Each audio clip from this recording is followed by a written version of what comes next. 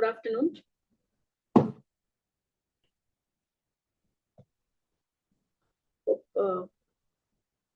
Am I audible?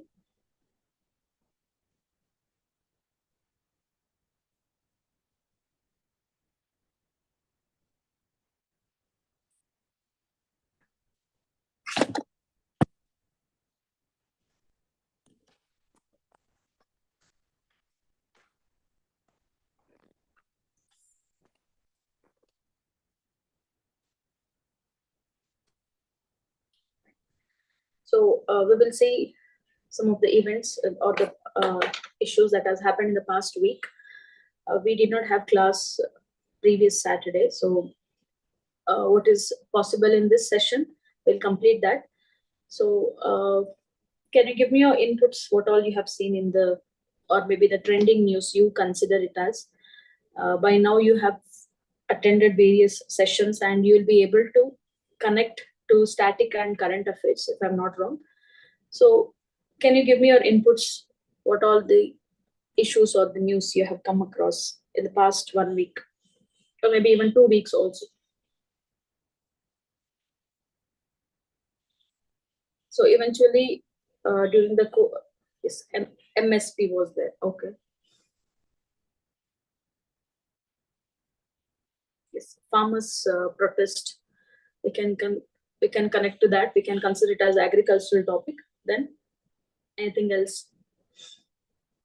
So usually when these news are, when you come across these news, these issues, one should be able to understand anything that is controversial, sensational, what the media call. You should be able to narrow it down to the static part of any subject for that matter. Okay. So it may be agriculture, it may be the polity part, right? Or maybe even anything associated to governance. That's what you have to connect to. So as usual, we'll start with the polity topic. We'll speak about Article 142, which was regarding the recent Chandigarh's mayor's election. So in the news, we saw that Chandigarh mayoral election drew scrutiny when the Supreme Court of India utilized Article 142 of the Constitution to nullify the election outcome. So that made news. Possibly, yes, it can be a political aspect, yet we have this constitutional provision in the news. So we have to look into this particular article. That is one thing. And moreover, in 2019, this question has been asked in prelims regarding Article 142. So the very conceptual clarity one has to have in order to understand this.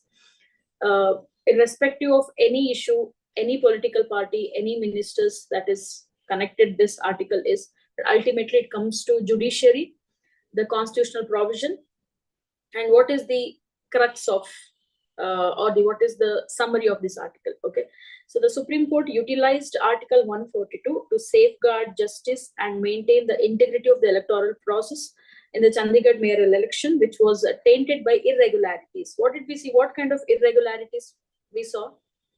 Hope you have come across this in the news. Can you give me your inputs? What was the issue here and why the judiciary has to intervene by invoking Article 142?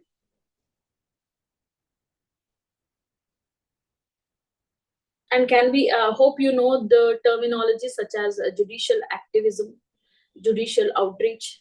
Yes.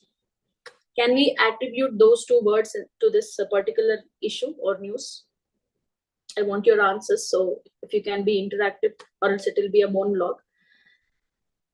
Hope you're getting my question.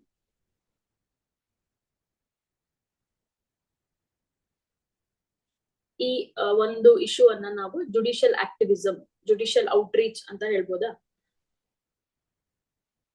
I don't know whether you are replying in live or something, but at least yes. Have you come across these words? What are they exactly? What do you understand by judicial activism or judicial outreach or overreach? If I'm not wrong, overreach. In both the cases, what happens? It is judiciary's active role in what we can say is in preserving the country's legal and constitutional system in a way, right? So they even try to uphold the citizens' right. And do we have any terminology or word that is mentioned in the article regarding activism or overreach? I said outreach, it is overreach, I'm sorry. Judicial activism and overreach. So why does this happen? Or why would the judiciary intervene into such matters? And somewhere, some other states, mayoral election, it is happening. And there was some irregularities in the election.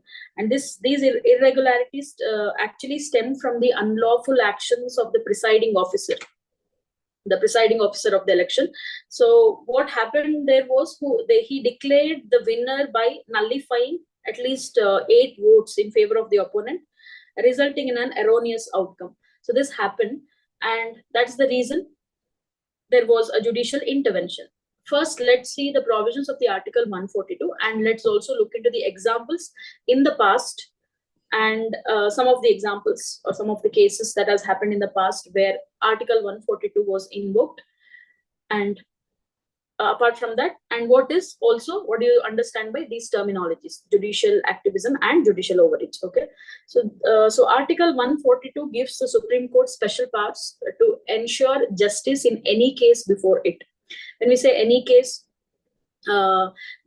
these orders apply to the whole country, making them very important for legal intervention. Here, the key word is legal intervention. Okay, so what exactly the Supreme Court does? It goes beyond existing laws to ensure fairness, where apart from judiciary, apart from judiciary, it is we have executive, we have legislative, yes, but here Article 142 actually can be more applicable or can be connected to judiciary, because it lets the court to do more than just judge cases. That is the right thing to understand Article 142. So it goes beyond judging the cases, wherein it includes taking on roles usually reserved for the government. Most of the times here, in such issues, when there are nullifying, any error that happens in the election, any local level or any type of election, actually it is the role of the government. One has to intervene and check the irregularities. But at times, here or in this case, the court has intervened. That's the idea. So apart from this, Article 142 is backed by other provisions also in the Constitution. That is Article 32, which ensures constitutional rights. Right, Article 32, Part 3, or under Part 3, it ensures constitutional rights. And Article 141 also mentions that it says that all courts must follow Supreme Court's decision. So what we see in here is we have other 2 provisions in the Constitution, that is Article 32 and Article 141, that backs the provision of Article 142, what is invoked now. Apart from that, we have Article 136, remotely connected, which says or which allows special leave petitions. So together, all these laws, that is 142, 32, 141, and 136, these laws support judicial activism, where even at times Supreme Court can sometimes, or maybe most of the times, overturn laws made by the Parliament just because, or maybe why, if we ask why judiciary does this, to ensure fairness. Okay, this is the idea of this invoking this article. Basically, I'm not going to the political aspect, what has happened in the election and the ministers, whomever are responsible for it. We will just connect to the exam perspective, because rest all the things media will show it to you. You will be knowing about it, maybe the comments or the criticism and all that. We just connect to the exam part. Okay, hope you understand that. So judicial activism basically is a judiciary's active role in preserving country's legal and constitutional system, but overreach at times, we can say, it exceeds its legal authority. So that's why it is called as overreach, beyond the reach. And in this case, in both the cases, it makes sure that, at least in activism, it makes sure that it promotes social change. But for judicial overreach, there are criticism. One such criticism is it can undermine democracy. The democratic value can be undermined because of the overreaching or overarching power of judiciary. That is what we can see in here. So when it comes to legitimacy of judicial activism, it is often debated depending on specific circumstances. Most of the times it does good, but at times we can consider that it is overpowering the other two bodies, and it can also harmful. It can be harmful for a democratic functioning. As I told you already, in 2019 there was a question regarding Article 142, asking the question regarding what are the limitations or provisions regarding this. So keep a tab on this, as it is recently done, and some of you, not if not all of you, are giving this year's exam. Make sure that you have a better idea about this. Go to the static part and revise this part. Okay. So this is what we have under this article 142. This article was on Indian Express. Make sure that if you can access it, you can go through it once, because it is in the explained section of Indian Express. Okay, this is of Article 142, and we have one more news regarding polity, that is privilege committees. Again, here the news is regarding the protest, that West Bengal's protest that was happening, but we are just focusing on the privilege committees that is ensured by the Constitution, right? Again, I'm not going to the controversial part of it or any issue that is associated to it, because you'll be reading it again. Let's not spend time on that. Rather, we will go to the core part of this article.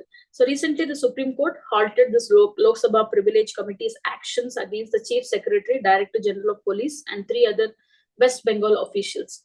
So we are just picking the word Privilege Committee here. What is Privilege Committee? Privilege Committee as per the Constitution.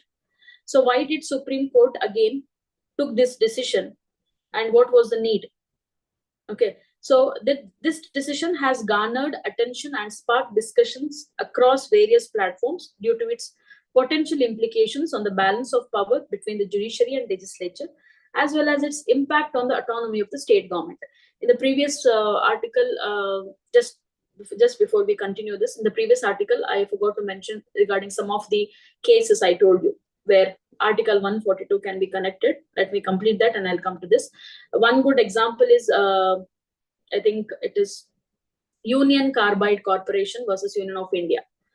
Union Carbide means we are actually connecting to Bhopal gas tragedy, right? So in this case, Supreme Court ordered the company to pay compensation for the victims of Bhopal gas tragedy, and this was by invoking Article 142. If the question is asked in mains also, you can use these as examples. Okay, this one case. And here it actually, in this case, it actually clarified its powers, wherein it is not subjected to express statutory prohibitions. So basically, in the past, this is one good example. Then Supreme Court Bar Association versus Union of India, that is in the year again 1998.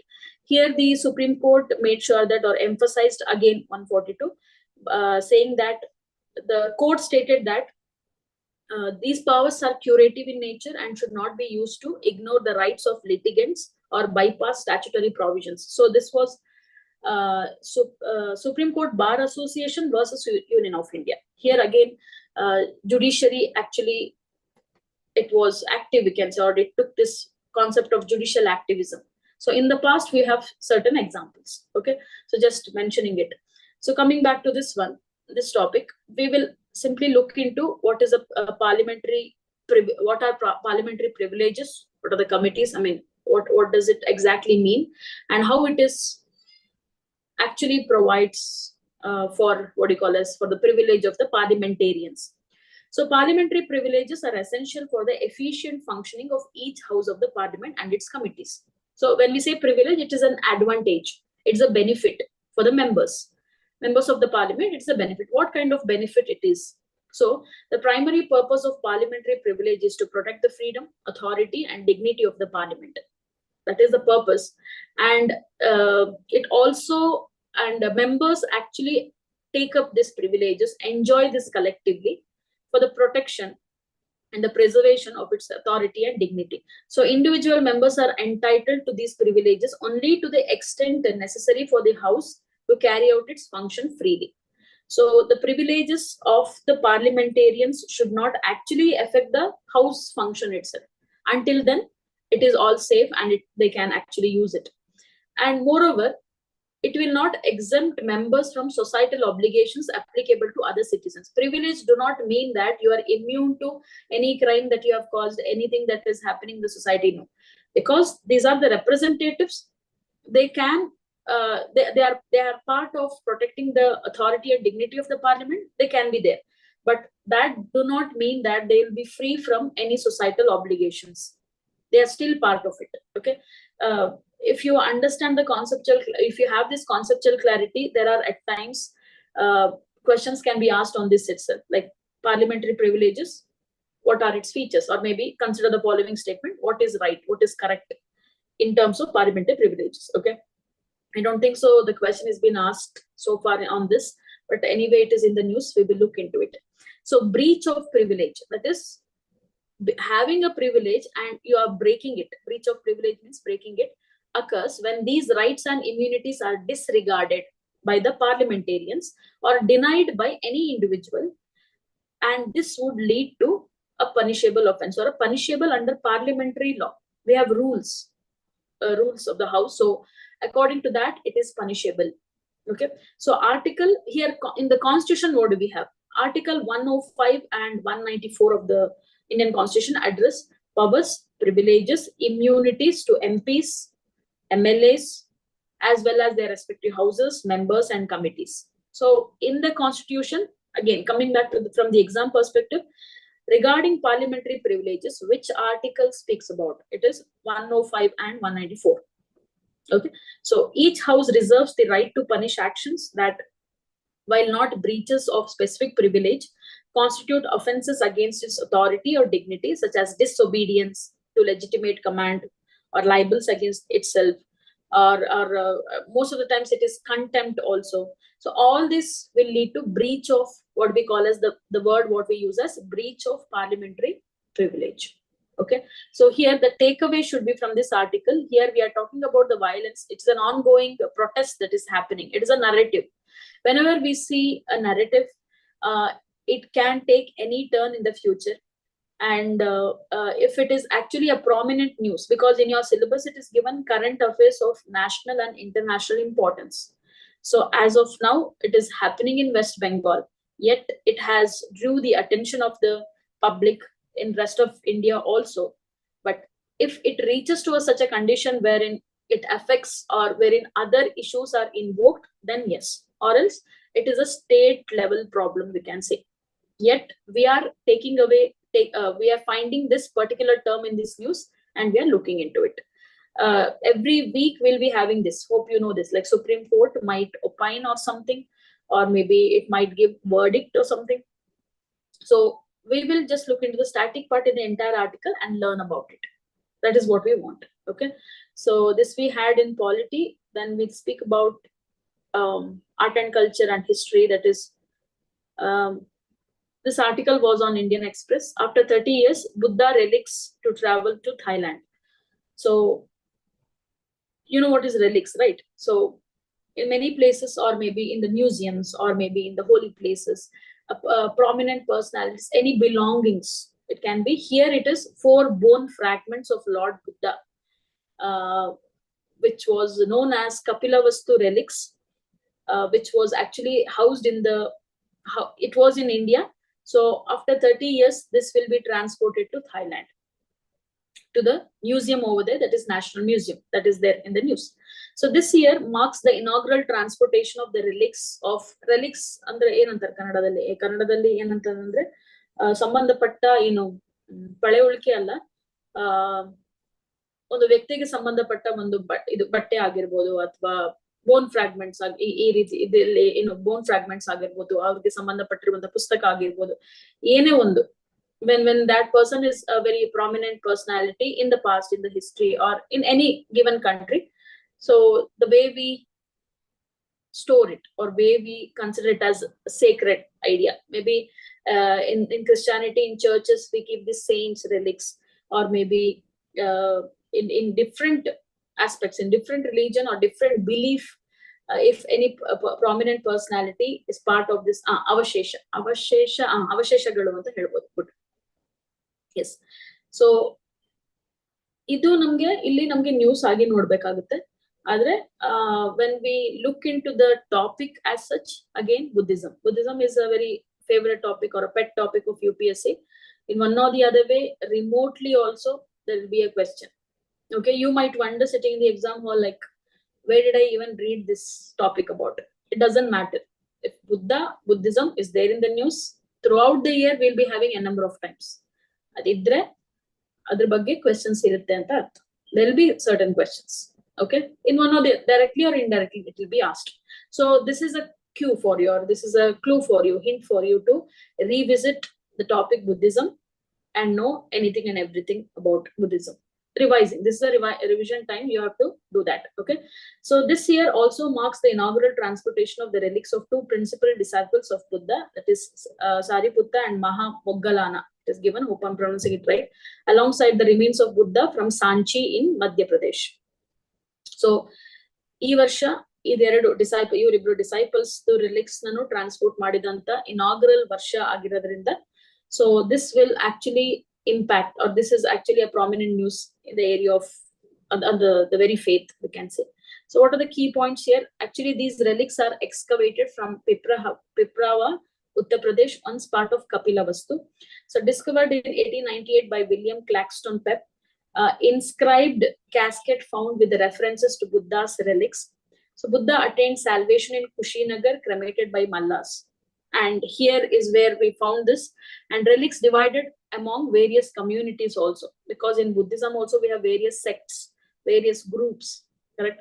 So in this particular place, we have this fragments of what you call as 4 bone fragments that is seen or which is found. And even stupas built over relics. Stupas, again, the topic of stupas come in here. The architectural aspect of stupas have been asked before also. Just look into it. And when we speak of stupas, again, we are connecting to a king, that is Ashoka. Ashoka opened 7 stupas, collected relics to spread Buddhism as well. So this is the connectivity. We have to connect this particular news to all the static part, or from the historical context. Regarding the stupas and maybe the places associated in life of Buddha. Okay, and here the disciples are also have been given. Just keep a note on it. Okay, this is what we have from this article. And we have Badami Chalukya temples, writing found in Nalgonda. So recently, 2 Badami Chalukya temples, at least 1300 to 1500 years old, and a 1200-year-old label inscription were recently discovered in Mudumanikyam village along the banks of Krishna. So this was in news.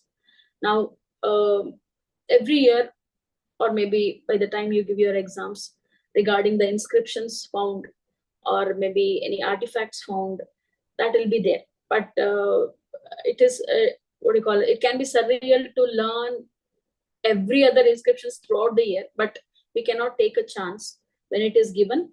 Definitely, the only way out, especially from polity and history, when you see, the only way out is to, what is there in the news, go and study the static part of it. Okay, obviously, rather than asking the news, it is not about how many years old of inscription. Definitely, that factual it cannot be. But here, the news will be regarding, could be the temple architecture also, because it is 2 Badami Chalukya temples, at least. I mean, here these many year old inscription were recently discovered. In the sense, temple architecture can also be asked. Okay, so look into it. We will see certain historical context in this.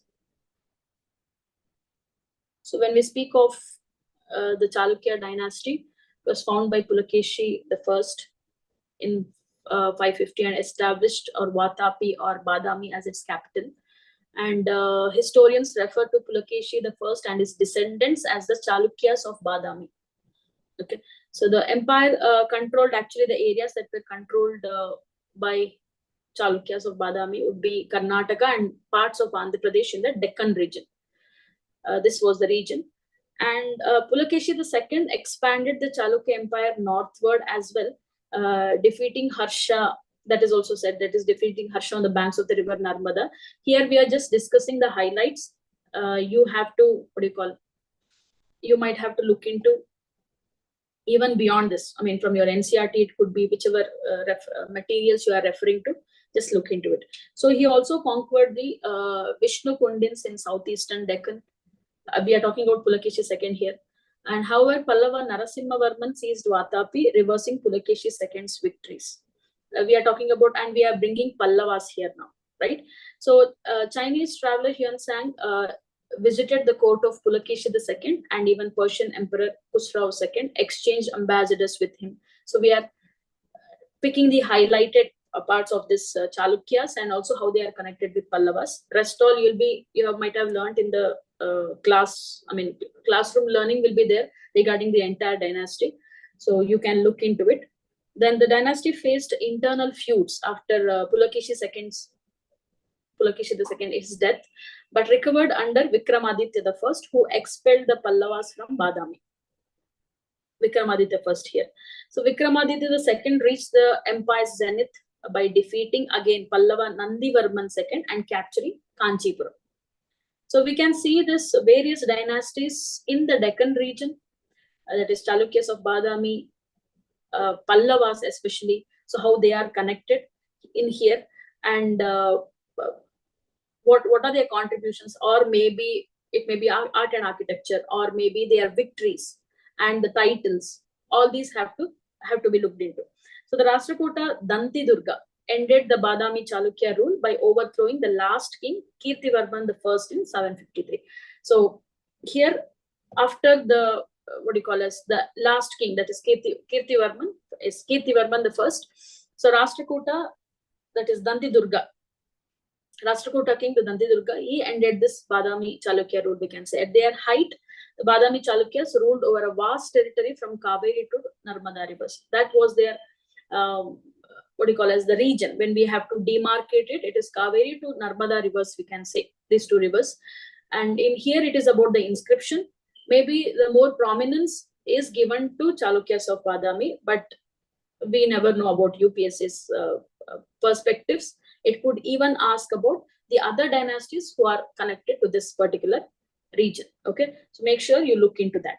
So the news is quite simple. It is about the findings of the inscription, and that too on the banks of the river Krishna, that is there.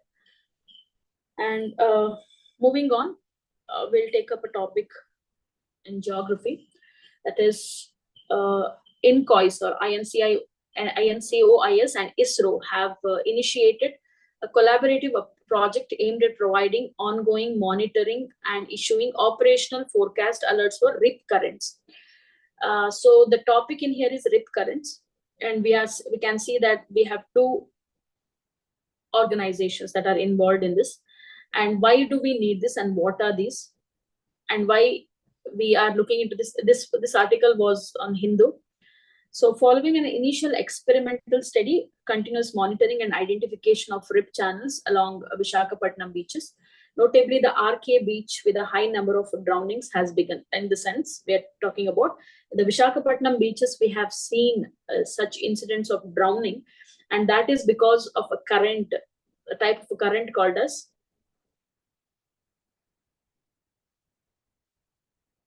Kannadadalli Matardaka. Okay, fine. So rip currents, hope you cannot follow English at all.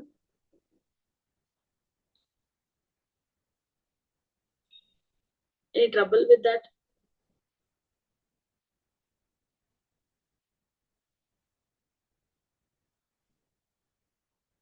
Okay. So I'll just add in between. Okay. So following an initial experimental study, continuous monitoring and identification of rip channels means here Visakhapatnam beach, beach alli drowning antandre esto incidents, like people have been drowned in this particular region. And in this particular case, before we go to the actual news work in the munche, a comparison between western coast and eastern coast ತಗೊಬಹುದು ನಾವು. ಯಾಕೆಂತಂದ್ರೆ ಏನ್ difference ಇರುತ್ತೆ western coast ಮತ್ತೆ eastern coast? Okay, ಕನ್ನಡದಲ್ಲಿ ಮಾತಾಡ್ತೀನಿ. Will talk in Kannada. Fine. ಹೇಳಿ. If I have to talk in Kannada, you can also Answer: submerged and emergent. Which one is emergent coast and which one is submergent coast?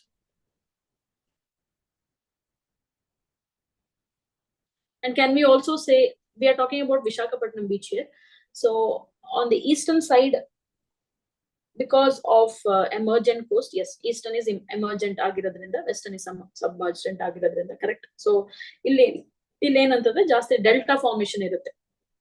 Delta formation ಇಂದ ಆ depth ಏನಾಗಿರ್ಬೋದು, ಅಥವಾ continuous embankment of the rivers, and it is ending up here. We have a number of estuaries, we have various wetlands formed here on the eastern coast, right? And at times what happens, ಈ rip currents ಅಲ್ಲಿ ಏನಾಗುತ್ತೆ ಅಂತ ಅಂದ್ರೆ, it is not about drowning ಅಥವಾ ಅದು wave ಬಂದು ಅದನ್ನ ಆಳಕ್ಕೆ ಎಳ್ಕೊಳ್ಳುತ್ತೆ ಅಂತ ಅಲ್ಲ. It is like you literally sail, ಅದ್ರ ಜೊತೆಗೆ ನೀವು ಸೇಲ್ ಆಗ್ತೀರ. ಏನಾಗುತ್ತೆ ಅಂದ್ರೆ, ಇದು ಆಳಕ್ಕೆ ಎಳ್ಕೊಳೋಕ್ಕಿಂತ ಮೀರಿ ಎಷ್ಟೋ ಡಿಸ್ಟೆನ್ಸ್ ತನಕ ಮನುಷ್ಯರನ್ನ, things, whatever it is on the shore, ಇದನ್ನ ಎಳ್ಕೊಂಡು ಹೋಗ್ಬಿಡುತ್ತೆ. ಸೊ ಅದಕ್ಕೆ ಇದನ್ನ ರಿಪ್ ಆಫ್ ಅಂತ ಏನ್ ಕರಿತೀವಿ. ಇದು ರೆಸ್ಟ್ ಇನ್ ಪೀಸ್ ಕರೆಂಟ್ಸ್ ಅಲ್ಲ. ರಿಪ್ ಕರೆಂಟ್ಸ್ ಅಂದ್ರೆ ಏನೋ, you like ripped off completely. That is the idea here. Okay, so these are one of the most well-known coastal hazards on beaches around the world. India dalli matra alla, ella esto beaches alli parvagilla. Umesh is from which batch? We have batch 1, 2 and 3 all.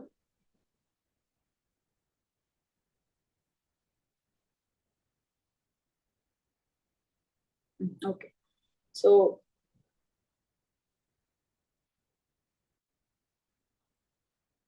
hope you can follow, you're able to follow.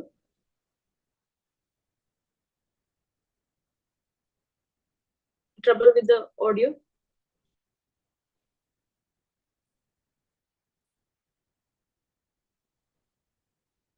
Okay, fine.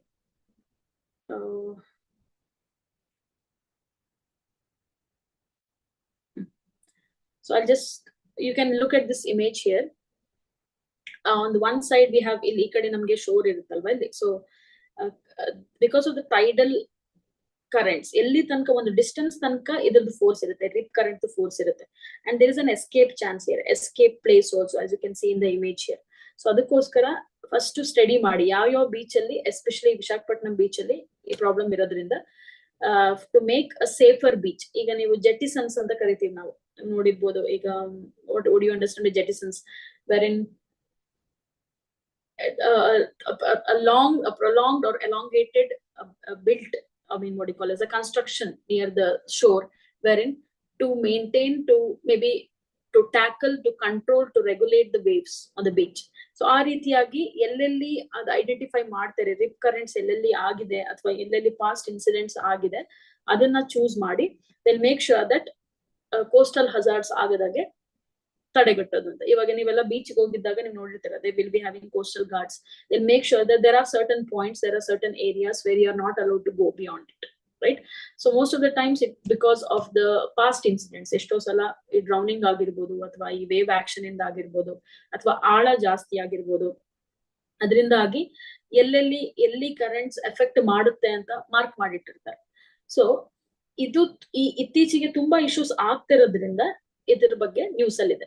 So ನಮ್ಗೆ simple question rip currents ಬಗ್ಗೆನೂ ಕೇಳ್ಬೋದು. ಏನು ಅಂತಂದ್ರೆ ಏನಂತ, these are the strong water flows from beaches back to the open ocean, sea or lake, posing significant coastal hazards worldwide. ಏನಾಗುತ್ತೆ ಅಂತಂದ್ರೆ, ಈ waves ಏನು ಶೋರ್ ತನಕ ಬಂದು ಆಮೇಲೆ ಏನಾಗುತ್ತೆ, they will go back to the open ocean. Open ocean ಅಂತ ಅಂದ್ರೆ ಏನು, it is away from the shore, far from the sure.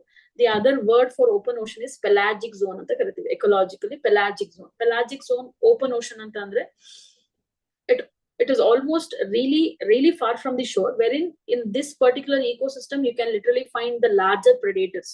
ಅಂದ್ರೆ ಈ ಡಾಲ್ಫಿನ್ಸ್ ಆಗಿರ್ಬೋದು ಅಥವಾ ವೇಲ್ಸ್ ಆಗಿರ್ಬೋದು, ಆ ಇರುವಂತ ಜಾಗ ನಾವು ಓಪನ್ ಓಷನ್ ಅಂತ ಕರಿತೀವಿ.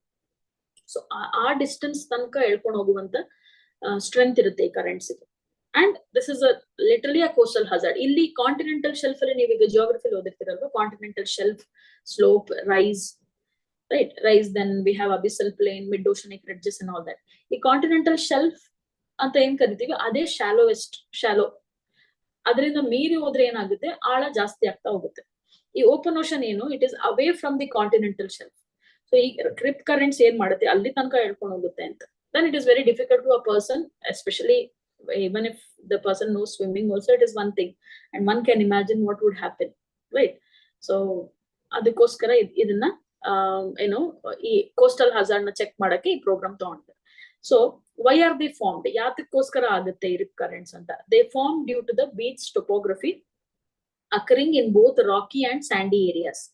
ಎರಡು ರಾಕಿ ಶೋರ್ ಆಗಿರ್ಬೋದು, ಸ್ಯಾಂಡಿ ಶೋರ್ ಆಗಿರ್ಬೋದು, ಎರಡು ರೀತಿಯಲ್ಲೂ ಆಗುತ್ತೆ ಈ ರಿಪ್ ಕರೆಂಟ್ಸ್ ಅನ್ನೋದು.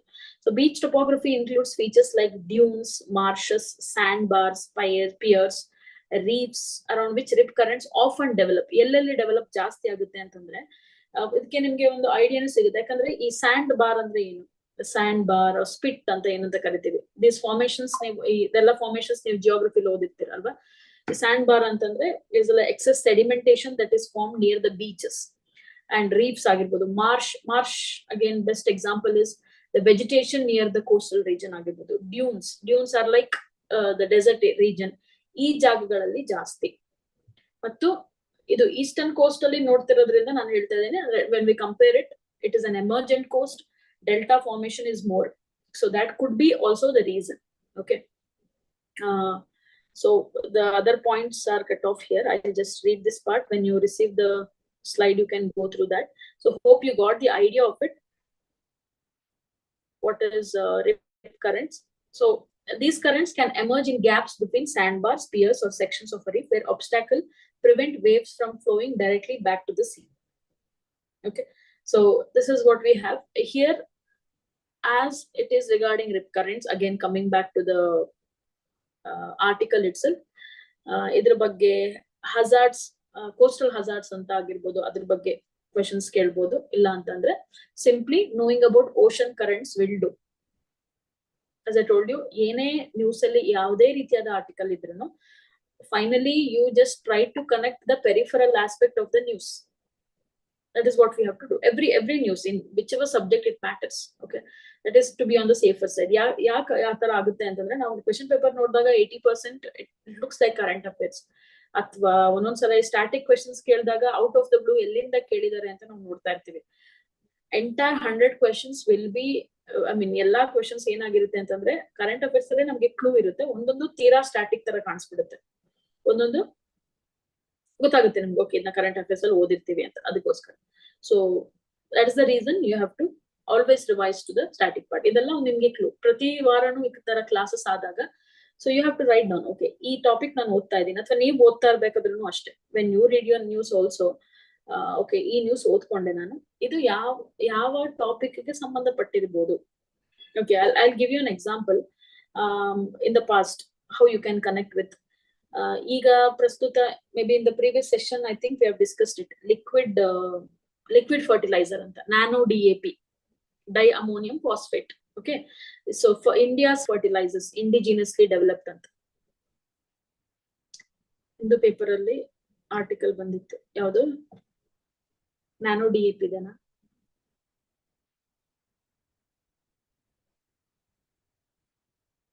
Okay, so in the past 2 years back puna fertilizers related agi news ittu. Government had taken some initiative anta andu question yavudr ಬಗ್ಗೆ ಕೇಳಿದ್ರೆ fertilizer ಬಗ್ಗೆ ಕೇಳಿದಿಲ್ಲ.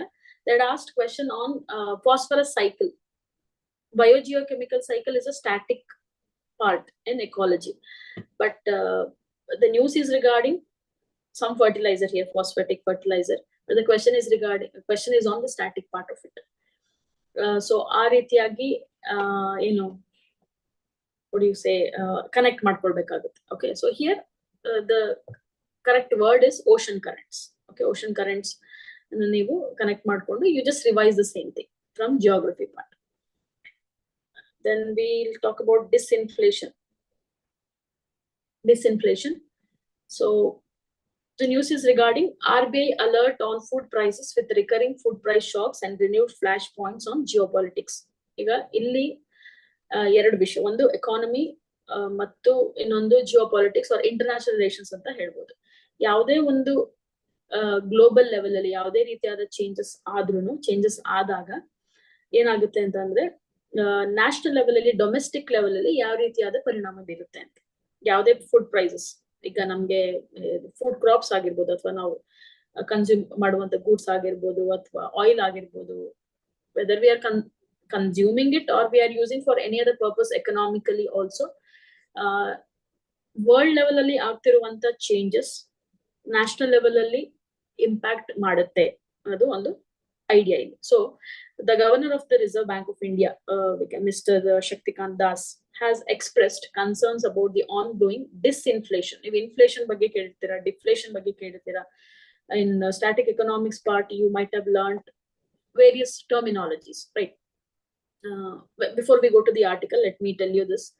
Economics ಅಲ್ಲಿ questions ಯಾವ ರೀತಿ ಬರುತ್ತೆ ಅಂತಂದ್ರೆ, ಈ ರೀತಿಯಾದಂತ ನ್ಯೂಸ್ ಗಳು ಇರುತ್ತೆ, but they'll pick the technical terms related to economics. It may be ಈ ರೀತಿ disinflation, inflation, nominal GDP, ಅದೆಲ್ಲ ನೀವು ಕ್ಲಾಸಲ್ಲಿ ಕಲ್ತಿರ್ತೀರ ಒಂದು, ಮತ್ತು ಹೇಗೆ ನಿಮ್ಗೆ ಗೊತ್ತಾಗುತ್ತೆ ಇದೇ ವರ್ಡ್ಸ್ ಕೇಳ್ತಾರೆ ಅಂತ, ಅದು ನಾವು ನ್ಯೂಸ್ ಅಲ್ಲಿ ನೋಡಿ ತಿಳ್ಕೊಳ್ತೀವಿ. ಈ ವರ್ಡ್ ನ್ಯೂಸ್ ಅಲ್ಲಿ ಇತ್ತು, ನಾವು ಕ್ಲಾಸ್ ಅಲ್ಲೂ ಕಲ್ತಿದ್ವಿ, so it is been asked. ಅದು one set of questions asked in economics. ಇನ್ನೊಂದು ರೀತಿ ಯಾವ ಅಂತ ಅಂದ್ರೆ hypothesis or theories, right? Any theories that has been mentioned, ಯಾವುದೋ ಒಂದು ಫಿನಾಮಿನನ್ ಆಗ್ತಾ ಇದೆ ಕಂಟ್ರಿಯಲ್ಲಿ, ಅದಕ್ಕೆ ಸಂಬಂಧಪಟ್ಟಂತೆ ಯಾವುದೋ ಒಂದು trap, maybe let me, if I am not wrong, I can recollect one of the examples, like Malthusian trap ಅಂತ ಒಂದು ನ್ಯೂಸ್ ಅಲ್ಲಿ ಇತ್ತು previous year. Okay, so Malthusian trap is related to unemployment and population. So ಅಲ್ಲಿ unemployment population ಎಲ್ಲ ನೀವು static ಆಗಿ ಕಲ್ತ್ಕೊಂಡಿರ್ತೀರಾ. ಇದು ಒಂದು technical word, internationally acclaimed, or maybe they are trying to connect to the economic perspectives of a country. So ಈ ರೀತಿಯಾಗಿ ಅದರ ಬಗ್ಗೆ ಕ್ವೆಶ್ಚನ್ಸ್ ಕೇಳ್ತಾರೆ. ಸೊ ಪ್ರತಿ ಸಲಾನು ನೀವು ಎಕನಾಮಿಕ್ಸ್ ಬಗ್ಗೆ ಅಥವಾ RBI ರಿಲೇಟೆಡ್ ಏನೇ ಓದಿದ್ರು ಯಾವ್ದಾದ್ರು ಒಂದು ಟೆಕ್ನಿಕಲ್ ಟರ್ಮ್ ಇದೆಯಾ ಆರ್ಟಿಕಲ್ ಅಲ್ಲಿ ಅಂತ ನೋಡ್ಕೊಬೇಕು, ಅದರದ್ದು ಅರ್ಥ ತಿಳ್ಕೊಬೇಕು.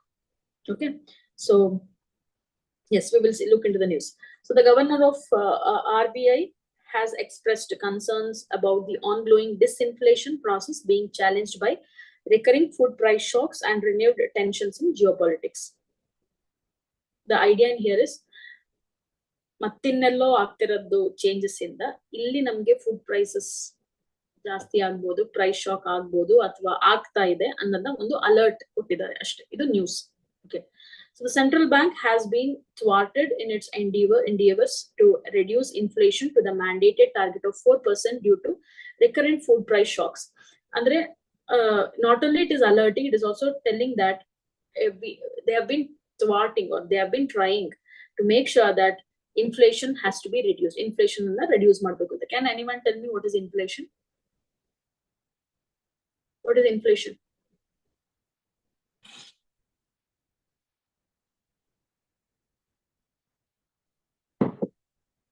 What is inflation? Can anyone answer me?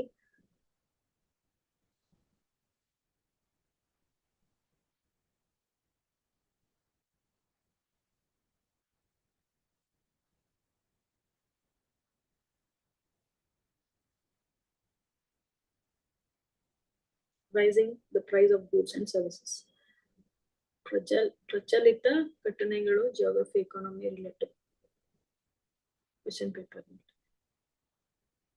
I did not get your question. General increase in price. Yes. So, what is deflation? What is deflation?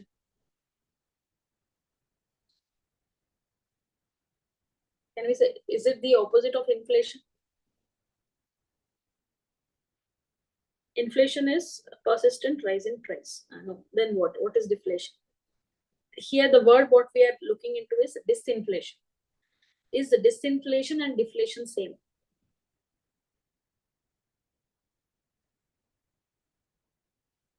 What do you think?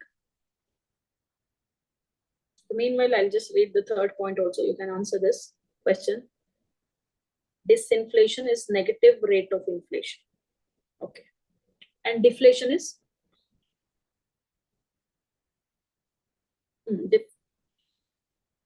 ಆರ್ಥಿಕವಾಗಿ ಹೆಚ್ಚಳ. Okay. We'll see, look into it. So adverse weather events remain the primary risk even as increasing geopolitical tensions are leading to supply chain disruptions and price volatility in key commodities, particularly crude oil. In the macro level, usually, just give me a minute.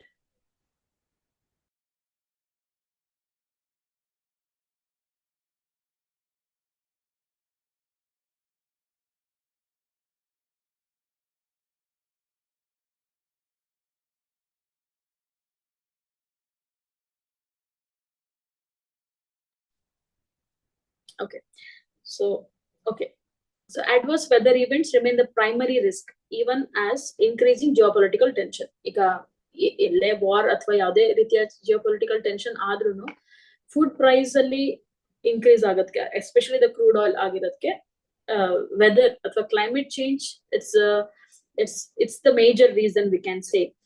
And it will remain as the primary risk, and increasing geopolitical tension are leading to supply chain disruptions. ಈಗ supply ಮತ್ತು demand, ಈಗ demand ಇರ್ಬೋದು ಅಥವಾ ಅವೈಲೇಬಿಲಿಟಿನೂ ಇರ್ಬೋದು, ಆದ್ರೆ ಯಾವಾಗ supply chain ಡಿಸ್ರಪ್ಷನ್ಸ್ ಆಗುತ್ತೆ, ಈ ಸಪ್ಲೈ ಚೈನ್ ಡಿಸ್ರಪ್ಷನ್ಸ್ ಅಂತಂದ್ರೆ for example in the near the Red Sea ಅಥವಾ near the Horn of Africa, ಈ ಹೌತಿ ಏನು ರೆಬಲ್ಸ್ ಆಗಿರ್ಬೋದು ಅಥವಾ ಪೈರೇಟ್ಸ್ ಆಗಿರ್ಬೋದು. ಸೊ ಇಲ್ಲಿ ನಮ್ಗೆ ಬ್ಲಾಕ್ ಆದ್ರೆ, ನಮ್ಗೆ ಸಪ್ಲೈ ಚೈನ್ ಬ್ಲಾಕ್ ಆದ್ರೆ ಏನಾಗುತ್ತೆ ಅಂತಂದ್ರೆ, ಅಗತ್ಯ ಇದ್ರೂನು ಅಲ್ಲಿ ಕಮಾಡಿಟಿ ಇದ್ರೂನು ಪರ್ಟಿಕ್ಯುಲರ್ ಡೆಸ್ಟಿನೇಷನ್ಗೆ ರೀಚ್ ಆಗ್ತಾ ಇರಲ್ಲ. ಸೊ ಇದರಿಂದನೂ ಆ ಸಪ್ಲೈ ಚೈನ್ ಅಲ್ಲಿ ಬ್ಲಾಕ್ ಅಥವಾ ಡಿಸ್ರಪ್ಷನ್ ಆಗಿರೋದ್ರಿಂದನೂ ಫುಡ್ ಪ್ರೈಸ್ ಅಲ್ಲಿ ಅಥವಾ ಪ್ರೈಸ್ ಚೇಂಜಸ್ ಆಗುತ್ತೆ ಅನ್ನೋದನ್ನ ಒಂದು ಒಪಿನಿಯನ್ ಕೊಟ್ಟಿದ್ದಾರೆ. ಇಲ್ಲಿ ಯಾವುದೇ ರೀತಿಯಾದ ಒಂದು ಸಿಚುವೇಶನ್ ಬಗ್ಗೆ ನಾವು ಮಾತಾಡ್ತಾ ಇಲ್ಲ. One of the opinion, I mean how it is opinionated by the governor we are talking about. But from the exam perspective, we are picking the word disinflation. We will see what is disinflation, or by looking at the image now, can you answer disinflation with a deflation though? Difference ಏನು ಅಂತ, ಇದೆರಡರ ಮಧ್ಯೆ difference ಏನಿದೆ? disinflation and deflation.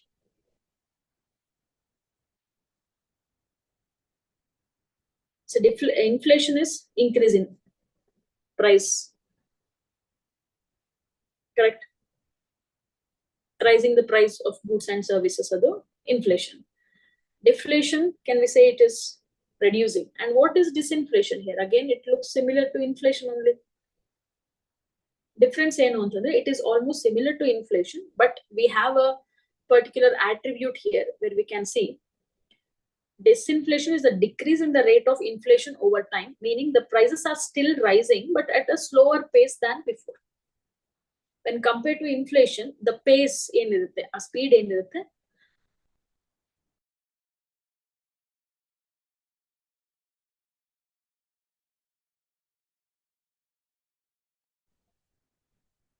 okay, so a speed ಏನಿರುತ್ತೆ ಅದು ನಿಧಾನವಾಗಿರುತ್ತೆ when compared to inflation. Okay, so unlike inflation, we are just comparing it now. Unlike inflation and deflation, which describe the direction of prices, disinflation specifically refers to the slowing rate. You have to underline that word, or you have to keep that in mind. Slow rate will be really slow. The pace will be really slow when compared to either of this. And disinflation is generally not considered problematic. That is one more word, one more point to look into. Inflation with the deflation ತರ compare ಮಾಡಿದ್ರೆ disinflation is not very problematic because it is not a sudden rise in price, or it is not happening at a faster pace. It is slow. Okay, so because prices don't actually decrease and does not necessarily signal an economic slowdown. Inflation deflation ಏನಾಗುತ್ತೆ, it might lead to economic slowdown, but not in the case of disinflation. So it is more safer than inflation ಅಂತ ಹೇಳ್ಬೋದು. So prevents overheating. A healthy amount of disinflation is necessary to prevent the economy from overheating, as it represents controlled economic contraction. So overheating ಅಂದ್ರೆ overburdened ಅಥವಾ extreme inflation ಅಥವಾ super ಏನಂತೀವಿ hyper inflation ಅಂತ ಏನಂತೀವಿ, ಆ ತರ ಎಲ್ಲ ಆದ್ರೆ ಏನಾಗುತ್ತೆ ಅಂತಂದ್ರೆ, we have examples in the past wherein how and there'll be a complete fall down of what you call as economic condition of a country. But illi disinflation idre, in a way it is necessary because adu ಒಂದು balanced ಆಗಿ ಇಟ್ಕೊಳ್ಳುತ್ತೆ economic conditions na country du anta. Okay, so disinflation is the opposite of reflation. which occurs when a government stimulates the money by increasing the money supply. Reflation ಅಂತಂದ್ರೆ ಏನು? Reflation ಇನ್ನೊಂದು word ಏನ್ ಮಾಡುತ್ತೆ? Reflation ಅಲ್ಲಿ ಏನಾಗುತ್ತೆ ಅಂತಂದ್ರೆ government stimulates the economy by increasing the money supply. ಈ government ಅಂತ ಅಂದಾಗ ನಾವು ಏನು ಮನಿ ಫ್ಲೋ ಅಂತ ಅಂದಾಗ it is about literally pumping the money into the market ಅಥವಾ ಇನ್ ಟು ದಿ ಎಕಾನಮಿ. ಏನಾಗುತ್ತೆ ಅಂತಂದ್ರೆ ಆಲ್ರೆಡಿ ಜಾಸ್ತಿ ಆಗ್ತಾ ಇದೆ ಪ್ರೈಸಸ್, ಆಮೇಲೆ ಅದನ್ನ ಸ್ಟೆಬಿಲೈಸ್ ಮಾಡಕ್ಕೆ ರಿಫ್ಲೇಷನ್ ಅನ್ನೋ ಕಂಡೀಷನ್ ಬರುತ್ತೆ. ಸೊ ಇದೆಲ್ಲ ಟರ್ಮಿನಾಲಜೀಸ್ ಏನೆಲ್ಲ ಇದೆ ಎಕನಾಮಿಕ್ಸ್ ಅಲ್ಲಿ ನೀವೇನು ಓದಿರ್ತೀರಾ ಅದ್ರದ್ದು ಬೇಸಿಕ್ ಮೀನಿಂಗ್ ತಿಳ್ಕೊಳ್ಳಿ ಅಷ್ಟೇ. ಆದ್ರೆ I don't think so inflation direct ಆಗಿ what is inflation, what is deflation ಅಂತೆಲ್ಲ ಕೇಳಲ್ಲ. Usually the questions will be asked on economic survey, ಇಲ್ಲಾಂದ್ರೆ ಬಜೆಟ್. ಆದ್ರೆ ಬಜೆಟ್ ಈಗ ಇಂಟರಿಮ್ ಬಜೆಟ್ ಇದ್ದಿದ್ರಿಂದ ಈ ವರ್ಷ ನಿಮ್ಗೆ ಮೇ ಬಿ ಪಾಲಿಸೀಸ್ ಏನ್ ಕೊಟ್ಟಿರ್ತಾರೆ ಅದನ್ನ ನೋಡ್ಕೊಳ್ಳಿ. ಇಲ್ಲ ಅಂದ್ರೆ ಎಕನಾಮಿಕ್ಸ್ ಆರ್ಟಿಕಲ್ಸ್ ಏನೆಲ್ಲ ಇದೆ, ಏನು ಥಿಯರೀಸ್ ಬಗ್ಗೆ, as I've already told you, theories ಆಗಿರ್ಬೋದು, ಟೆಕ್ನಿಕಲ್ ಟರ್ಮ್ಸ್ ಆಗಿರ್ಬೋದು, ಅಥವಾ ಯಾವ್ದೋ ಒಂದು ವರ್ಡ್ ನ ರೀಸೆಂಟ್ ಆಗಿ ಯಾರಾದ್ರೂ ಯಾರು ಹೇಳಿರೋದಾಗಿರ್ಬೋದು, ಇಂಟ್ರೊಡ್ಯೂಸ್ ಮಾಡಿರೋದಾಗಿರ್ಬೋದು, ಆ ರೀತಿಯಾದ ವಿಷಯಗಳು ತಿಳ್ಕೊಬೇಕಾಗುತ್ತೆ. Anyway you will be having a revision sessions and you will be revising as well. Make sure that you don't miss out on that. Okay, so this is from the economics part, and we will be talking about ecology tagolna. Central Asian Flyway. So Central Asian Flyway e topic yake ನಾವು ಮಾತಾಡ್ತೀವಿ ಅಂತ ಅಂದ್ರೆ, recently there was a meeting on a convention called as Convention on Conservation of Migratory Species. So CMS ಅಂತ ಕೇಳ್ತಾರೆ. What is the other name of CMS? Can anyone tell me? Convention on Conservation of Migratory Species ಗೆ ಮತ್ತೊಂದು ಹೆಸರೇನು? ಆ convention ಇನ್ನೊಂದು ಹೆಸರೇನು? Good. Bonn Convention. Yes. So this Bonn Convention or the CMS Convention or this meeting is all about the migratory species. It may be avian, that is in air, on land, or in water, because migration happens anywhere, in any spheres. That is terrestrial migration, maybe herbivores, wild cats like tigers, leopards, snow leopards, they do migrate. Herbivores, it can be wildebeest in savanna, or maybe elephants migrate, rhinos migrate. So this is all terrestrial part. When we speak of birds, definitely migration antakshna navu connect ಮಾಡ್ಕೊಳ್ಳೋದೇ birds ಜೊತೆಗೆ ಅಲ್ವಾ, migratory birds ಅಂತ ಹೇಳ್ಬಿಡ್ತೀವಿ. ಆದ್ರೆ migration can happen in all the three spheres.